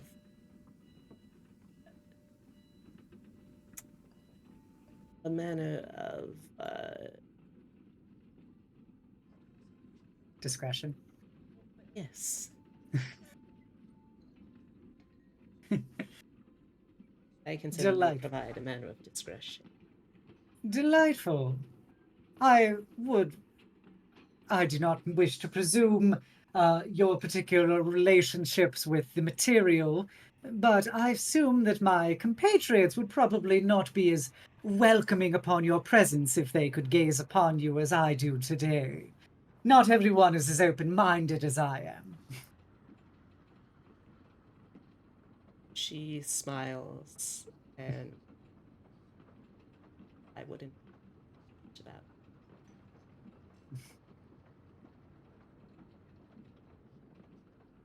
Can I get a guts check? Spicy. Let's go. 2. Scroll past. Oh, I didn't scroll far enough. 11.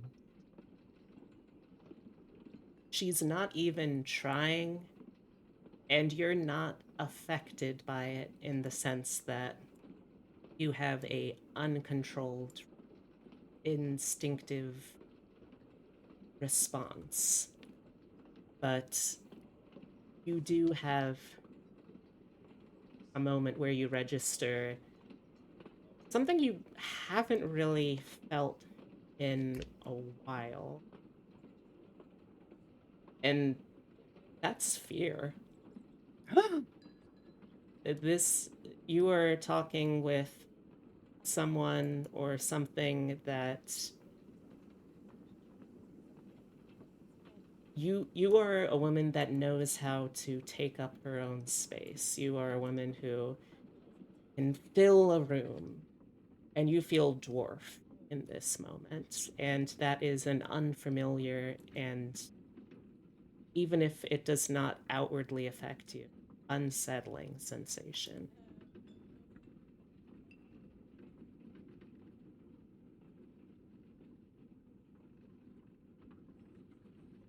I don't like that. She, since she already had her knife out, she is going to just instinctively grip it a bit tighter in reaction to that as her eyes narrow.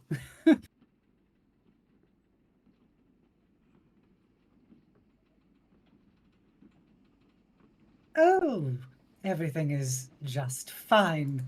Reappraising the situation and potential solutions.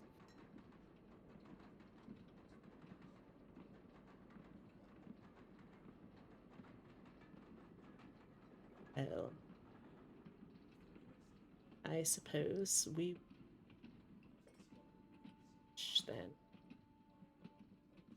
unless you have any questions or further bits of curiosity. Been told that you so satisfied. It's wonderful.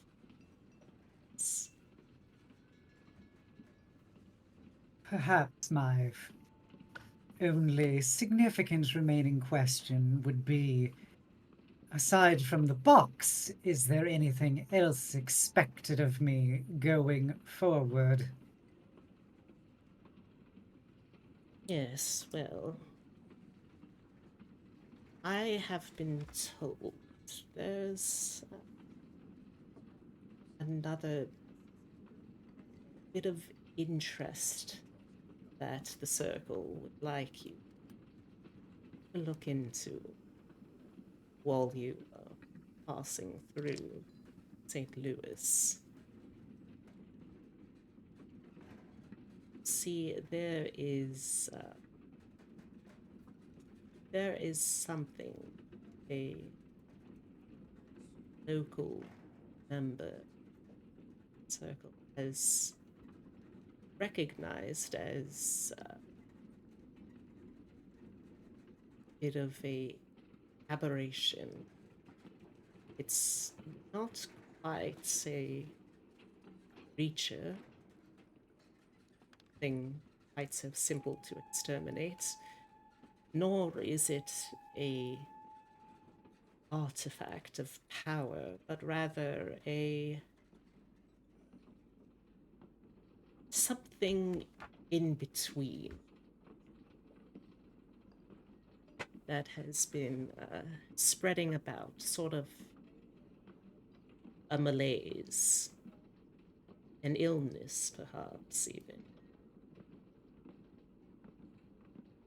Like, possible it's not too much trouble for someone to find the source of this unctuous little tumor and slice it.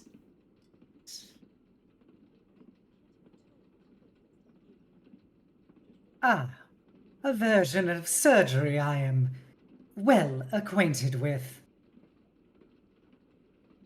She smiles broad, and from what you can tell, with a passing glance, sincerely. Wonderful sense of humor, Miss Whatley.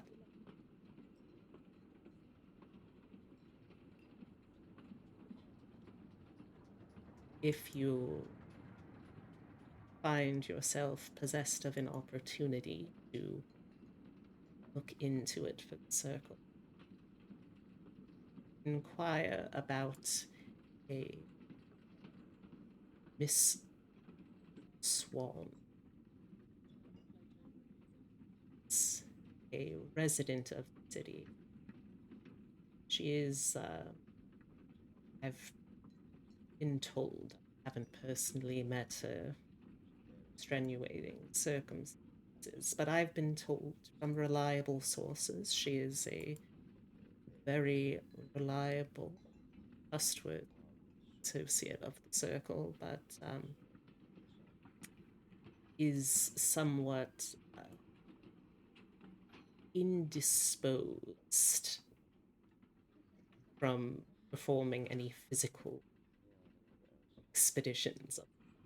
Still, this one should be quite useful to such an entrepreneuring, enterprising, adventurous young lady as yourself. You're too kind. Oh, flatter me. I am merely exactly as kind I need. Now that is what I would say is probably the most truthful thing you've said here today. Delightful company, Whatley. I forwards to next meeting then. I will certainly seek to be better prepared. Well then, when you decide what tome it is that you would inquire about, all C finds its way to you. Would you prefer if she points at the door, leave in a more conventional? I know that can be a little more reassuring to some. I doubt there is much you could do conventionally that would be reassuring at this point. I think that haste is probably more advisable than normality. Very well. The train passes through a tunnel, and as the sunlight returns to the car, you are. The box, however, still sits plain as day. It leaves an impression in the chair. You can touch it, you can pick it up, examine it. This is there. And the book, if you are to believe Miss Nimbus' promise, will come when it is ready. Xenobia, now that she's gone, is very much like scanning her car. Like she definitely feels like she has been put in a prey position and she does not like that. And so this is very unnerving for her. And she is very much going to be more thoroughly searching her car just to CYA if there's any other magical nonsense going on with it. Sounds good. Uh, I'm not going to make you roll for it. You've got hours left for this. Uh, you do not find anything. Uh, the you in fact have to unlock the car door to access the main hallway.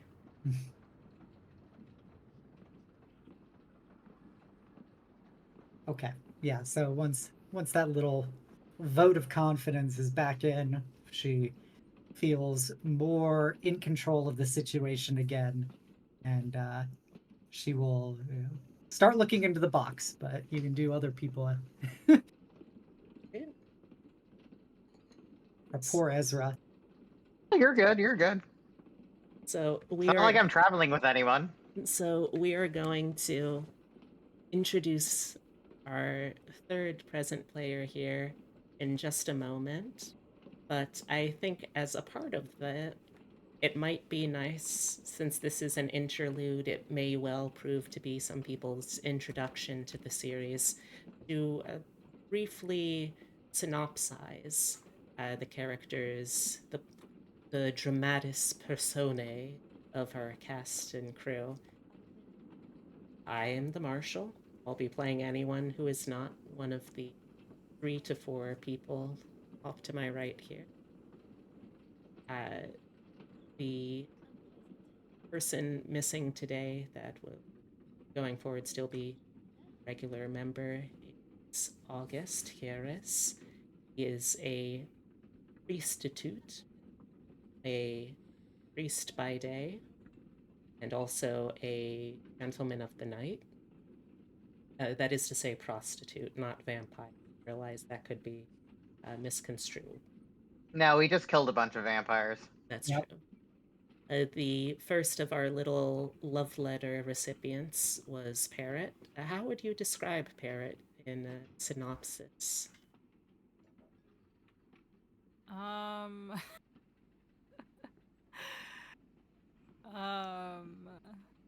God.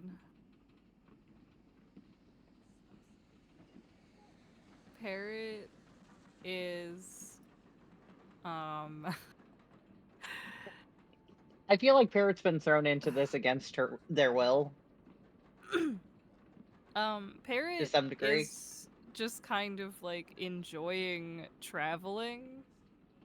Trying to get like a better idea of what life is supposed to be. After dealing with a pretty horrible tragedy in her like teenhoods and then running away to join a circus. As you do. Yeah.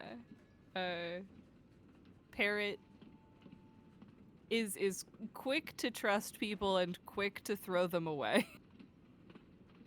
Parrot is also, in terms of those mechanically aligned, something of a huckster who is pivoting a little bit to the more gun-oriented cousin wizards that are Buddhists or hex-slingers.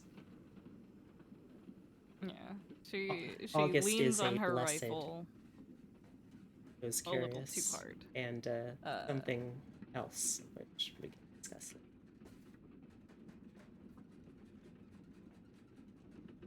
Right? And then the person we just finished up was Miss Xenobia Whatley. How would you synopsize Xenobia? Xenobia is a eccentric, moderately unhinged, high class sorceress of a particular Celtic bloodline of blood witches and mages. And she is a devout fanatic about the arcane and the esoteric, and she is also quite silly. Yes. Whatley, exactly. Whatley, Yes. like the Lovecraftian, well, Cthulhu mythos, death of the author. Xenobia Whatley. Full name. And there is one other player whose previous character has left in-game this very morning. And, well, let's synopsize this new little friend, shall we? Give an introduction to, I believe you said that you were getting a personal car as well, was it? Yeah, personal first car. I don't think I would have overheard anything in Zenobia's carriage, but for the sake of us being serendipitously meeting eventually, I think I'm in the same train car, just a different booth. Okay.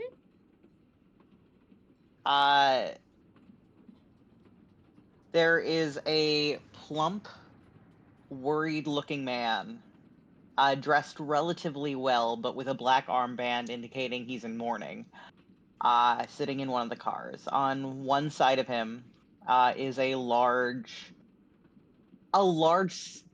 copper cylinder with tubes and wires hanging off them, one of them connecting to a glove that's currently hanging in front of him.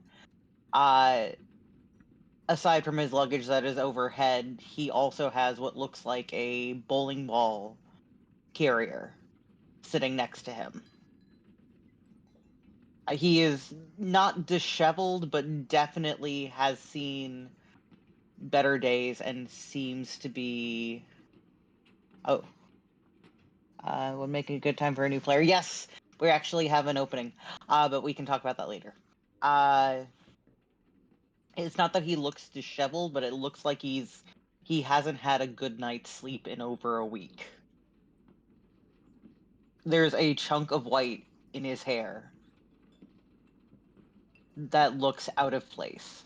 This is fully a man who, depending on your predilections, uh, the modern viewers would be either the sort to coddle and try to comfort as perhaps a baby girl, uh, or to mercilessly make his life even worse. I feel like those are within many fandoms the two sorts of reaction his type of character would generate. Is that fair to say?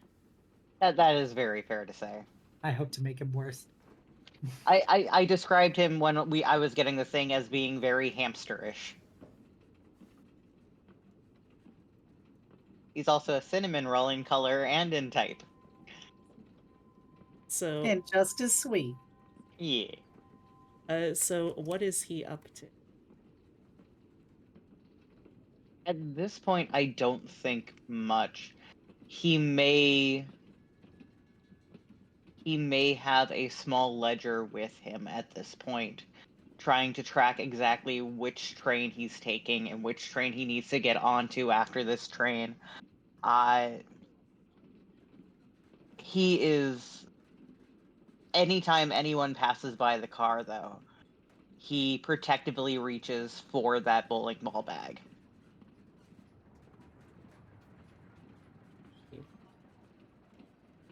So you look at your ledger and you can see that there is sort of a letterhead at the top for it in an official company logo.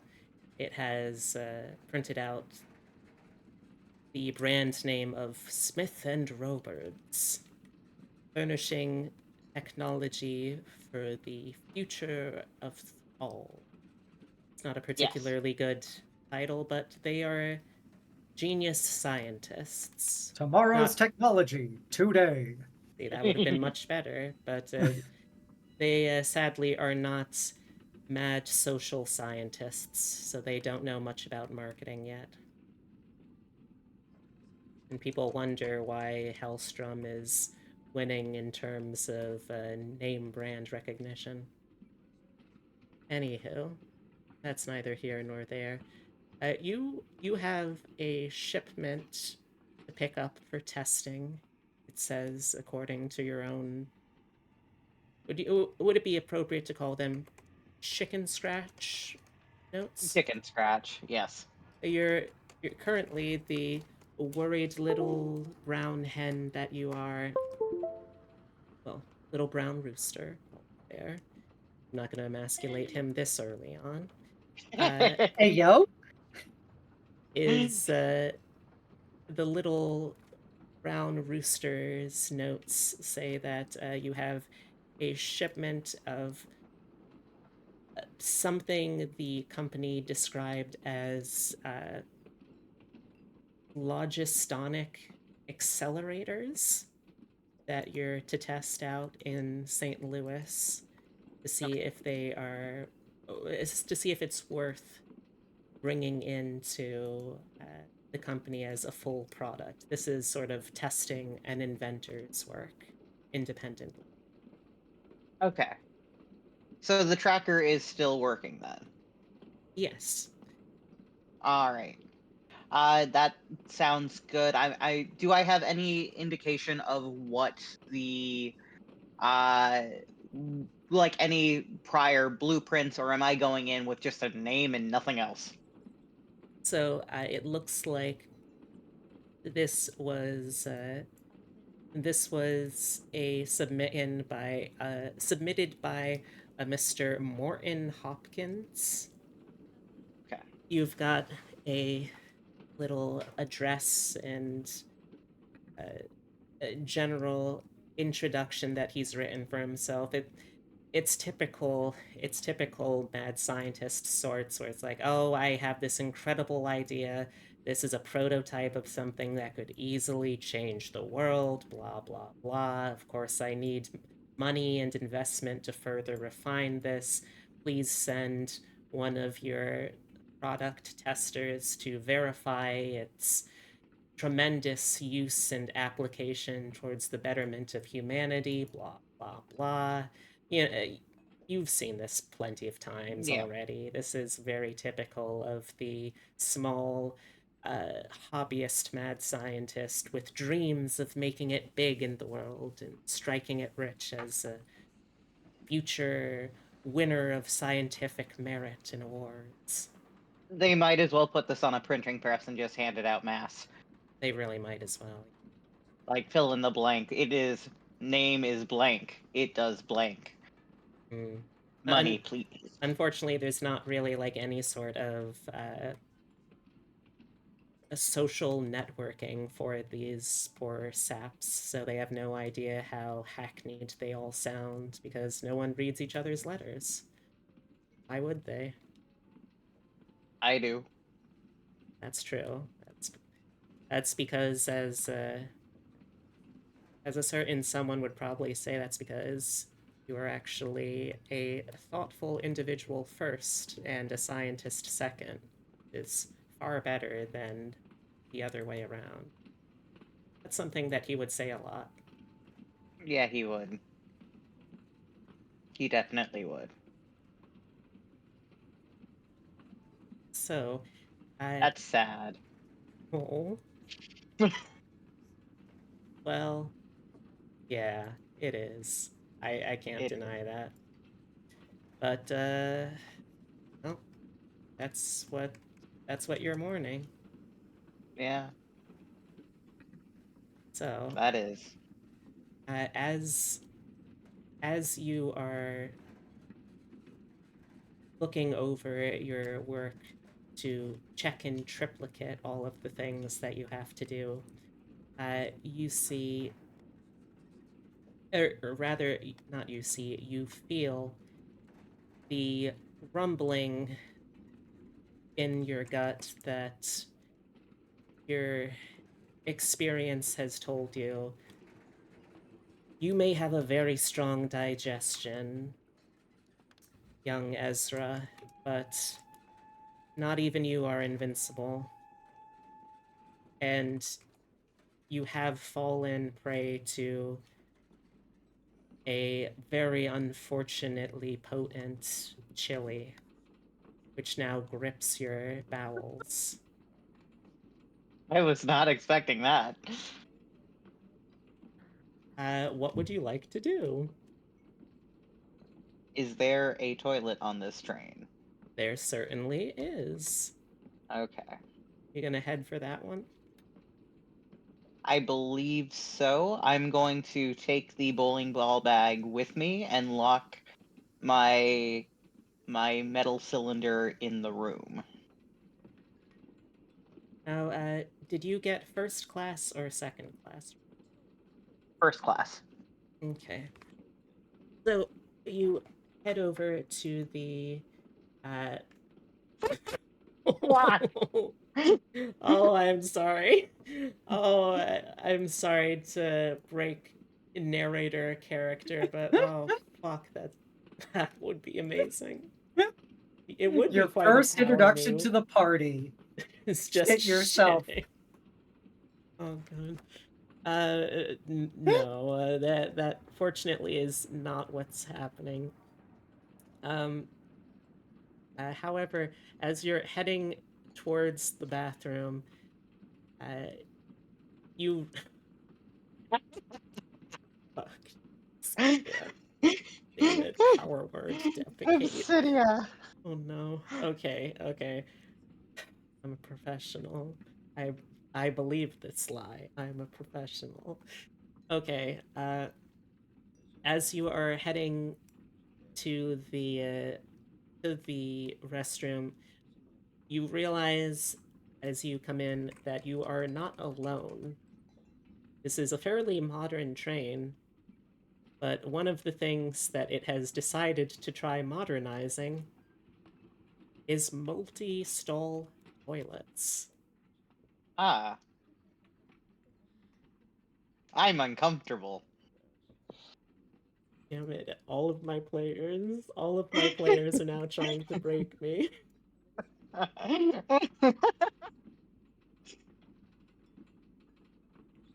All right. Uh, so, are you more looking? I love and hate that this is a question I need to ask. Are you more looking to you? You motherfuckers! I have the best players. I love having them. Are you more looking for, uh, people? Or not people? God, got me all turned around now. Are you more looking for a stall, or will a urinal do? Well, considering you described it as chilly, it's probably going to be a stall. All right. You get in there and give me a quick God. Give me a quick vigor check. Dear, I love you, but I also hate you. To be clear, B is doing this entirely of her own volition. No one is making her go step by step through this. Just making that very clear. I have to set him up as a comedic Also, punchline. you never gave me chips for this. That's true. This is the interlude. I'm not giving chips. Okay, so then I have no chips. Okay, well, a 9 is very good. You Yeah. have absolutely no issues with pooping. You do have a bit of a problem, though, in that your stall does not have any toilet paper. You do Why see, would I still do however, this? you What do is see his how. mistake? Hold on. Hold on. You do see, however, beneath the neighboring stalls, the dividing wall, there is a very peculiar set of feet. One looks normal, but you notice the gap between pant and shoe that the other seems to be some kind of prosthetic leg. And there are also 4 dog legs as well in that stall. How did they all fit? Uh, you hear from the other stall, hello? Apologies. I seem to be without uh paper. If you don't mind. How did you fit a dog in there? I Right, right. She is very well trained. She knows how to not take up space when she needs to.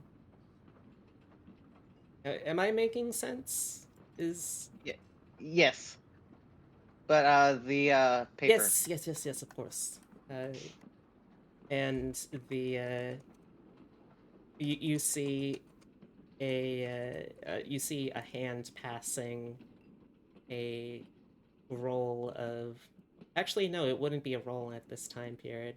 He passes under the stall wall one of the bound books of toilet paper.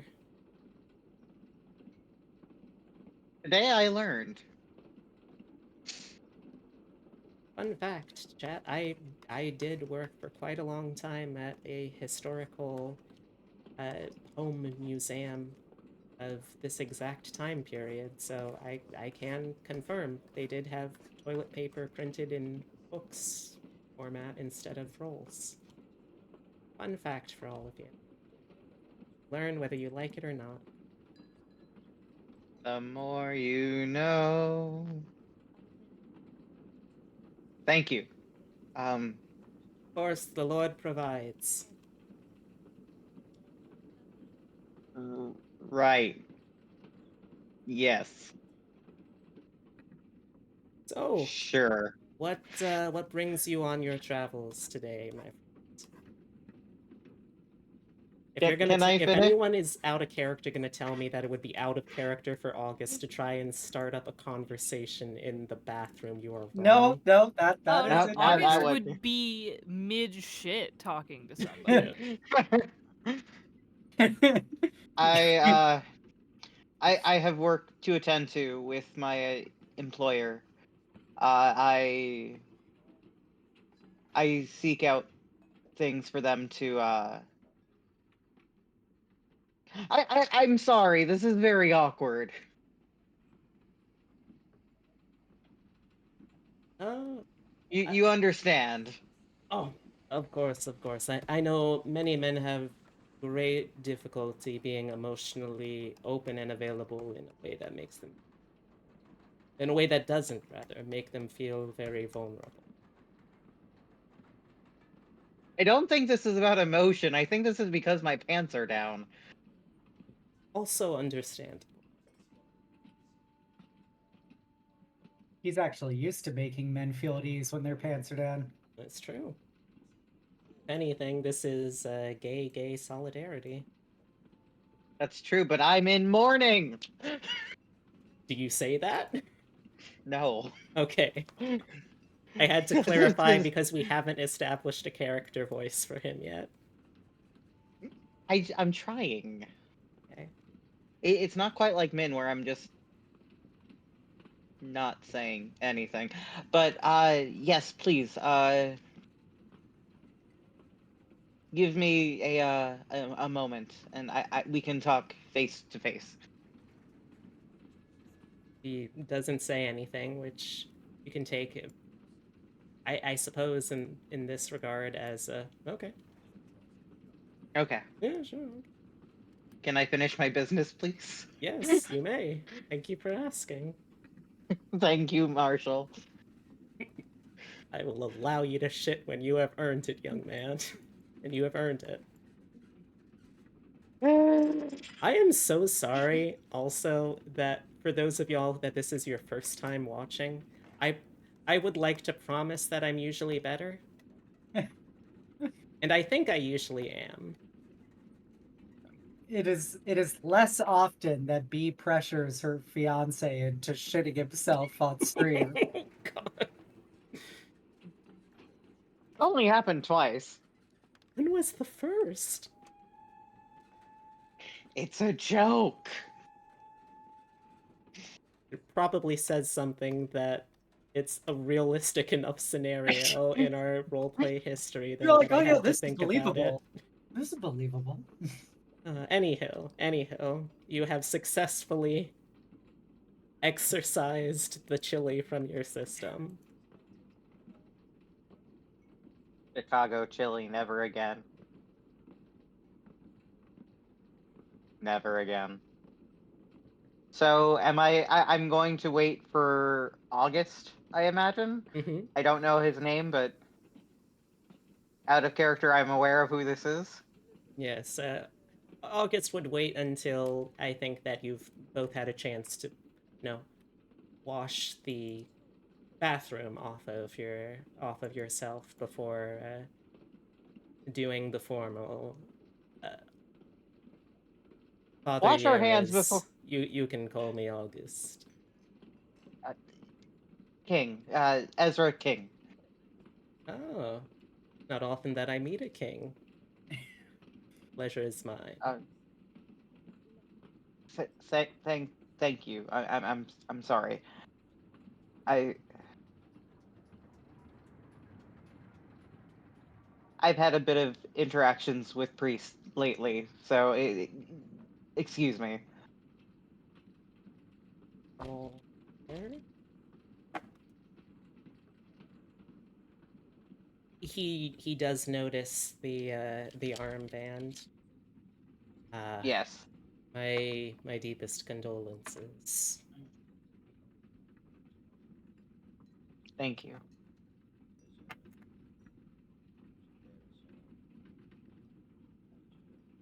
It hasn't been long. Well, the Lord teaches us that although not in body, those who have passed on are always with us in the His eyes start to glaze over at the religious talk until he says that they're still with us, and he kind of snaps back for a moment. Yeah. I'm trying to keep that in mind. It's not easy. course. I know that not everyone is particularly religious, but if there's any form of comfort or ease I can provide, I am available night and I appreciate that. in that car specific. Okay. Thank you. I do appreciate that. I do.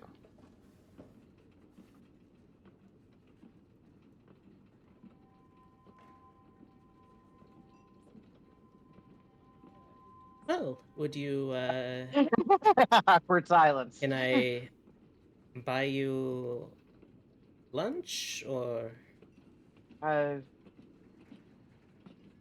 sure. Let me just check on my car, and I will meet you in the dining car. Yes. certainly, certainly. Thank you. And I'm going to go check the car, and like I said, go make sure that it's still locked, make sure everything's still okay, Yep. and then go back. All right.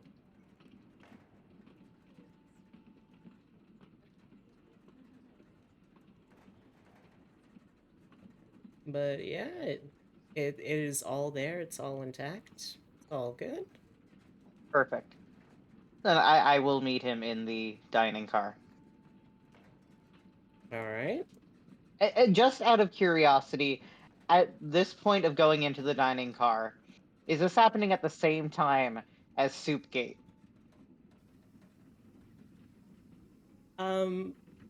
No, Okay. I think this would take place sometime after that. Okay. I hope that Parrot like tears her way away from Mercy just to bring the second half of this soup to August, and he is gone. I mean, who am I to deny such a humble request? That is just like the perfect little like icing on this cake of Parrot's morning. I was gonna say afternoon. It's like noon. Yeah. It's noon. God. Uh, I'll I'll be straight with you, friends. I have I have met many men. I feel like you.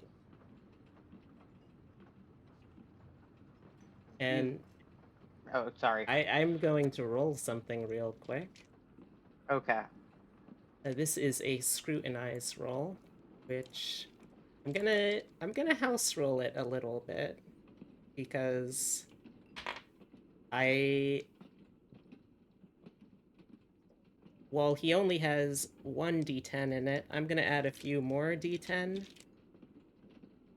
because I'm going to be doing a gaydar sweep How gay are you? scrutinize. And let me tell you, for August, that takes that 1d10 up to a 5d10. He can spot a gay man in a heartbeat. I mean, You his sneak job that depends on skill it. into Kiddo's character sheet without telling her. Gaydar 5 ranks. That is I- an 11 to detect your sexuality. Gay. I'll be real with you, my friends. I have been very familiar with many men like you. Not necessarily as familiar as other men, but certainly still very familiar in ways that you may be familiar with being familiar with other men, if that makes sense. I believe it does. Yes. If you're saying what I think you're saying, you are being very dodgy. Uh, how, my apologies. English isn't my first language. What do they call it? I think Confirmed I bachelor. that may be it. I think I heard Green Carnation Club. Yes. Someone told me some wilds person came up with that. Yes. Yes. Yeah. You are thinking correct. I understand that you may not have been able to be totally forthcoming with men of my career before, but I would like to offer my assistance to you. Not, I don't intend to be so forward as to offer that kind of assistance. I But I am still in mourning. exactly. That's why I'm not offering. Be clear. Okay. This is the What most are you awkward gay offering? conversation. I'm not going to bang you. But I can. I'm just saying I'm not. And I'm trying to offer my priestly assistance, not my dick sucking lips, if you will. I would like to extend the offer to be of some assistance. You don't need to make any choices now. We've got a long train ride, but you seem like a man haunted by something. Got that you've got that air of desperation about you, more so than I'm used to for this. So if you decide that you would like to reach out for some assistance, it's my car. Thank you. Also, I think my car mate might actually be looking for me. I think I saw them bowl of soup. I should probably track them. All right. If I need, I will come to you. Thank you. Wonderful. Vaya con Dios. And August trots off with his Second, dog. he tries to repeat what was just said, but comes off very white. That's all right. He doesn't have enough minutes yet of listening. I don't even think I gave him gift of gab. You did. I did? I saw it on the sheet anyway. Oh, I did. Shit. Okay, sweet. So now I know we've my got character. 3 out of 4 people now have gift to get. So, I am going to briefly uh, cut off, cut out from here. We'll circle back to. We'll circle back in just a little bit to Ezra's affairs, but I want to briefly touch on as they as August and Abby come back to the car. Parrot, as you arrive there, you can see the letter that August was working on. Would you read it?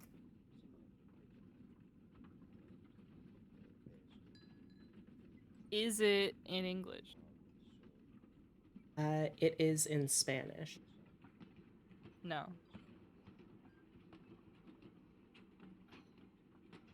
Just for chat's knowledge, I have a very loudly purring cat on top of me. He's saying If no it's in laptop time. Spanish, it means it is personal. I will translate then as August comes back to the car to profusely apologize for missing this incredibly important soup. Oh, Parrot did not tell him that she was going to get soup, Oh, okay. and because he was gone for so long, she finished his soup. Oh, I think then he would say something like, I was just going to go to the dining car. Do you want anything? No thanks. All right. Be back. You ever like go to the convenience store and you're like, I'm gonna grab a snack for my housemate, and then like on the way home you're like, I could just eat this. I didn't tell them that I was getting the snack. That's what happened.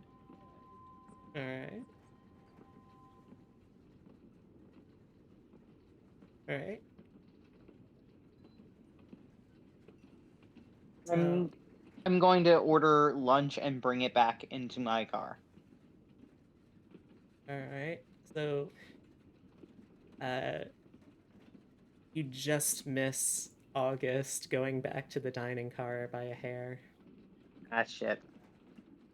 I thought he was gone. Ships passing in a night, in the day, I suppose makes it fall apart. At 11 a.m. So, what the audience will see that we'll cut forward a little bit in time to where August has finished this letter, but what they would see that Hardy would not.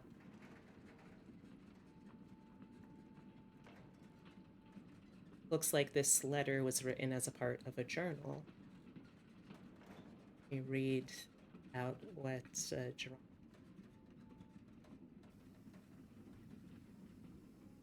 It's almost as if time has stopped when it comes to figuring out my situation. The more I think I am on a lead, in minutes, I am left with disappointment. Or these people I am currently calling my cadre. Each have their own story they've kept locked away. Truly, I am not close enough to any to want. However, the one, Xenobia, she seems to know much of the occult or any matters involve a great distance from our Lord's grace. I think I will need her help the most. God help me. I don't know how much time I have till it's capitalized, catches me, or now catches us. How long have I been in this town? Doesn't matter. We're on the move. Thank Christ for that, because I hear it at night. It's coming. Scars down my back burn ever so slowly, finding me. My obvious injuries weren't a reminder enough. Smooth. Dr. Ramon, Abby has done well by my side, howling and settling beside me, waking me up just enough to evade its hunt, said. It's as if she can hear it. Something I did not. Should I die, I hope this journal will find its way to you. You were the only one who believed, no, who knows I did not kill my family. Never. I hope this next trip is long enough to keep the demon at bay. And maybe, just maybe, I can uncover more the knowledge I need. So, as the day passes away, we've cut towards the evening, and that is what August is staying up late into the evening doing.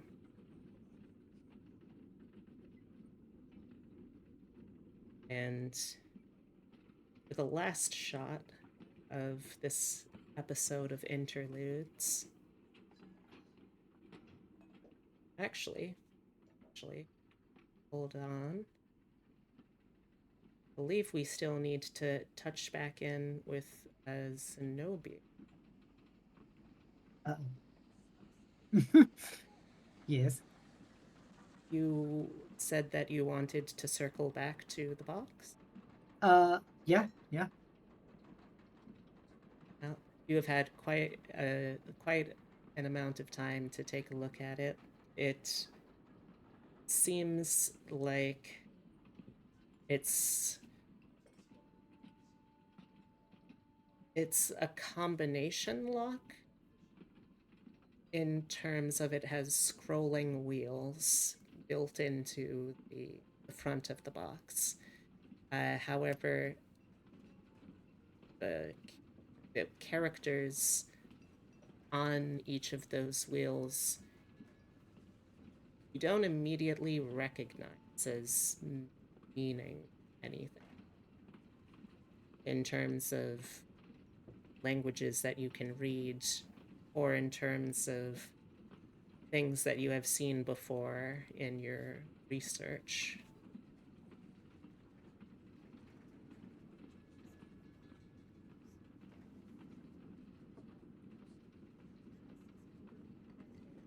They do definitely feel like there's something that is perhaps not wholly devised in human understanding, but it might be something you can puzzle out still. Okay. Something to sleep on, perhaps. Definitely something to experiment with. And whether or not you choose to tell any of your companions, that's up to you. They don't need to know about it yet. That's not a them problem. Fair enough. Now I think we have tied up some loose ends. So the last shot that we, the audience, will see that will not necessarily be the last thing that happens tonight for the characters is once again Ezra sat alone with his luggage in the train car. And Ezra, you're sort of talking to yourself. You're kind of talking through your thought process on what you think of August. Well, give me a little bit of what that would sound. He seems very forward and very concerned about my loss, which is very nice of him. I don't know.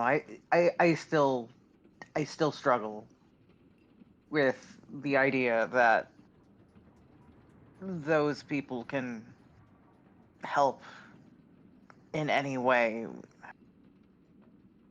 I need to focus. I need to not be distracted. And you hear, the audience hears, and Ezra hears, well, any port in a storm, I suppose. It couldn't hurt. Be open to his offer.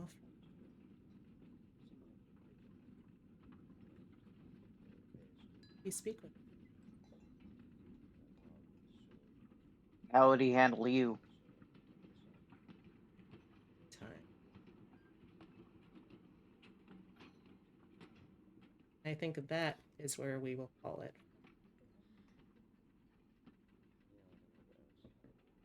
Okay.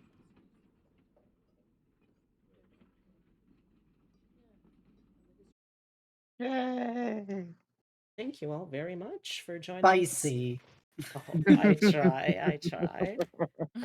Thank you all very much for coming over to the second interlude of our little Deadlands campaign, and I I took a lot of feedback from the first one from folks, and I hope that it ended up being even better this time.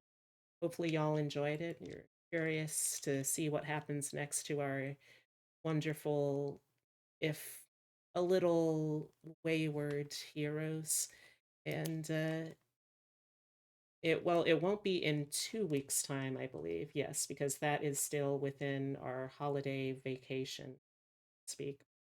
So our next, we're gonna work out the specific date, but we're gonna continue following our availability schedule, and the first opportunity that we all have available in January, I will announce on Twitter and on the Discord, so keep your eyes and ears peeled for that. Just like Xenobia, keep your many terrible eyes and truth-hearing ears to the ground for mind-shattering revelations of when the next Deadlands Wayward Guns game will be. Enlightenment. It comes at a price. All right. But yeah, I hope everyone enjoyed it. So I want to go through the cast one more again real quick here. So starting in reverse with Xenobia. Hey everyone, I'm Obsidia. I play Xenobia. I stream on Mondays and Wednesdays. I do D&D on Monday. We're nearing the end of a 1.5 year long campaign. And then on Wednesdays, I do either some video games or I draw girls with big boobs. So if you're interested in either of those, come on by. Excellent, excellent. Then we have Parrot. I am Hemlock. I play Parrot. I am currently streaming Gollum. If you want to watch someone suffer, that will be Tuesdays, and then a long final stream on a weekend where I drink. Um, I do also do art streams and teach rigging, but right now it's Gollum because I've been paid to do so. Lord help you, because your viewers certainly won't. I cannot tell if I'm having fun. Oh I no. can't tell. It's so weird. It's so weird. So much time passes so fast, but it feels like I'm being tortured. What a strange way to advertise. Uh, so I will also speak briefly here for August. Geronimo Kiddo normally would be playing him. She does a variety of stream based content. She does love her horror things, so if you enjoy stuff like that, swing on by her channels. She is a wife, mother, and video game lover. Leather, I think. That I am Like sure you leather? will be more than happy to know, as I am. And then Ezra, dear. What would you like to say, Ezra, dear? Hi, I'm Epitome of Awkward. I played Minghua Sutter, and now I am playing Ezra King. If you haven't gotten your flu shot yet, fuck you. Okay. Strong stance. All right. uh, we do have an opening for a player. Please contact B directly if interested. I Priority will be to those that I have experience with and that I am already on good terms with. but any are still welcome to apply. Exactly. It's not a first come first serve. It's it's like an application. See if you're a good fit with us, Mhm. kind of thing. Uh, so yeah. And I am Beatrix Bunny, the peculiar little rabbit. You're on my channel, and I played everyone who wasn't one of these fine folks. I You made me shit myself. hey, I could have been worse. I hadn't thought, to be completely honest, how I was going to introduce you. So I thought, hey, what's a great way to set the tone of this is a man to either pity and want to comfort or bully? Bathroom humor. Fear, IBS. you've known this is coming for months. Does it surprise you? She also No, knows you can't quit because you're your fiance. So Hmm. that's true. Oh, that's another part of my introduction. I'm also the fiance. Hmm. Yeah, I And don't get special treatment. as I you get could poop see, humor. you get worse treatment, to be honest. and yeah, I do variety content with a focus on roguelikes, digital artwork, and RPGs of all makes, models, and natures. Been experimenting with my taglines. I don't know how it sounds. Let me know if you want.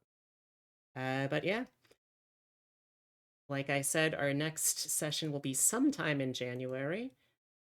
We've been following a on week, off week schedule, or I dread to say it, given nature of the name now, but once a fortnight. Um, we will see when that aligns in January. And until then, I hope everyone has a wonderful holiday season. If you celebrate anything, if not, I still hope you have a wonderful season. I'm not going to be an asshole about it. And make sure that the Krampus doesn't kidnap you, because that would be bad. What if I want to be kidnapped by Krampus? I don't want to go to work tomorrow. Would leave me? No, no, I wouldn't leave you. All right, we're clearly gonna have to have a Krampus conversation together after this. Anywho, Oh my god, Epitomy's gonna date Krampus. We're actually, that's a Polly. lie. I can't. What a torrid affair. All We're right. Polly, and I'm a monster fucker. This isn't a You surprise. talk about that stuff first, Epitome. You don't just go banging monsters You don't know what conversations we've had in private. Ugh. based on the ones you have in public. I don't want to. Brutal She but obviously fair. doesn't want you to fuck Krampus. God. Okay. I gotta find some place to send everyone for all this.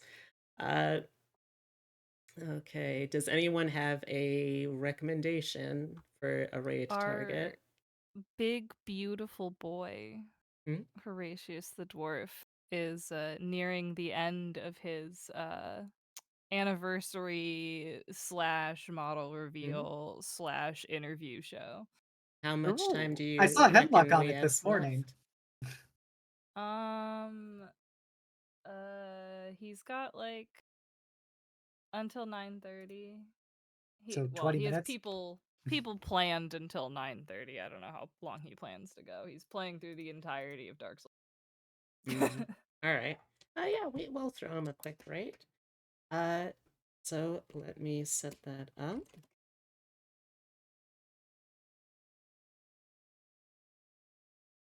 And oh, by the way, if you want to get in touch or if you want to stay in touch to make sure you don't miss the next episode of Wayward Guns, use my socials. The card will find a link to pretty much everything I do, as well as commission info. The Discord, I'm always on there. And yes, I am always lonely and looking to chat. Twitter, It's it's a true. shit show, but it's where I post schedule, artwork, and other stuff. And YouTube, where I put my VODs. There will be one more stream this week, tomorrow. Auntie Griselda, the Goblin Auntie, she is going to be trying out Yakuza Kiwami. Not sure why, but if you want to see someone with frankly atrocious New Jersey accent go into a rage, swing by 2 p.m. EST. For now, though, until next time, partners, happy trails, and remember to be rootin', be tootin', by God, be shootin', but most of all, be kind. Good night, y'all.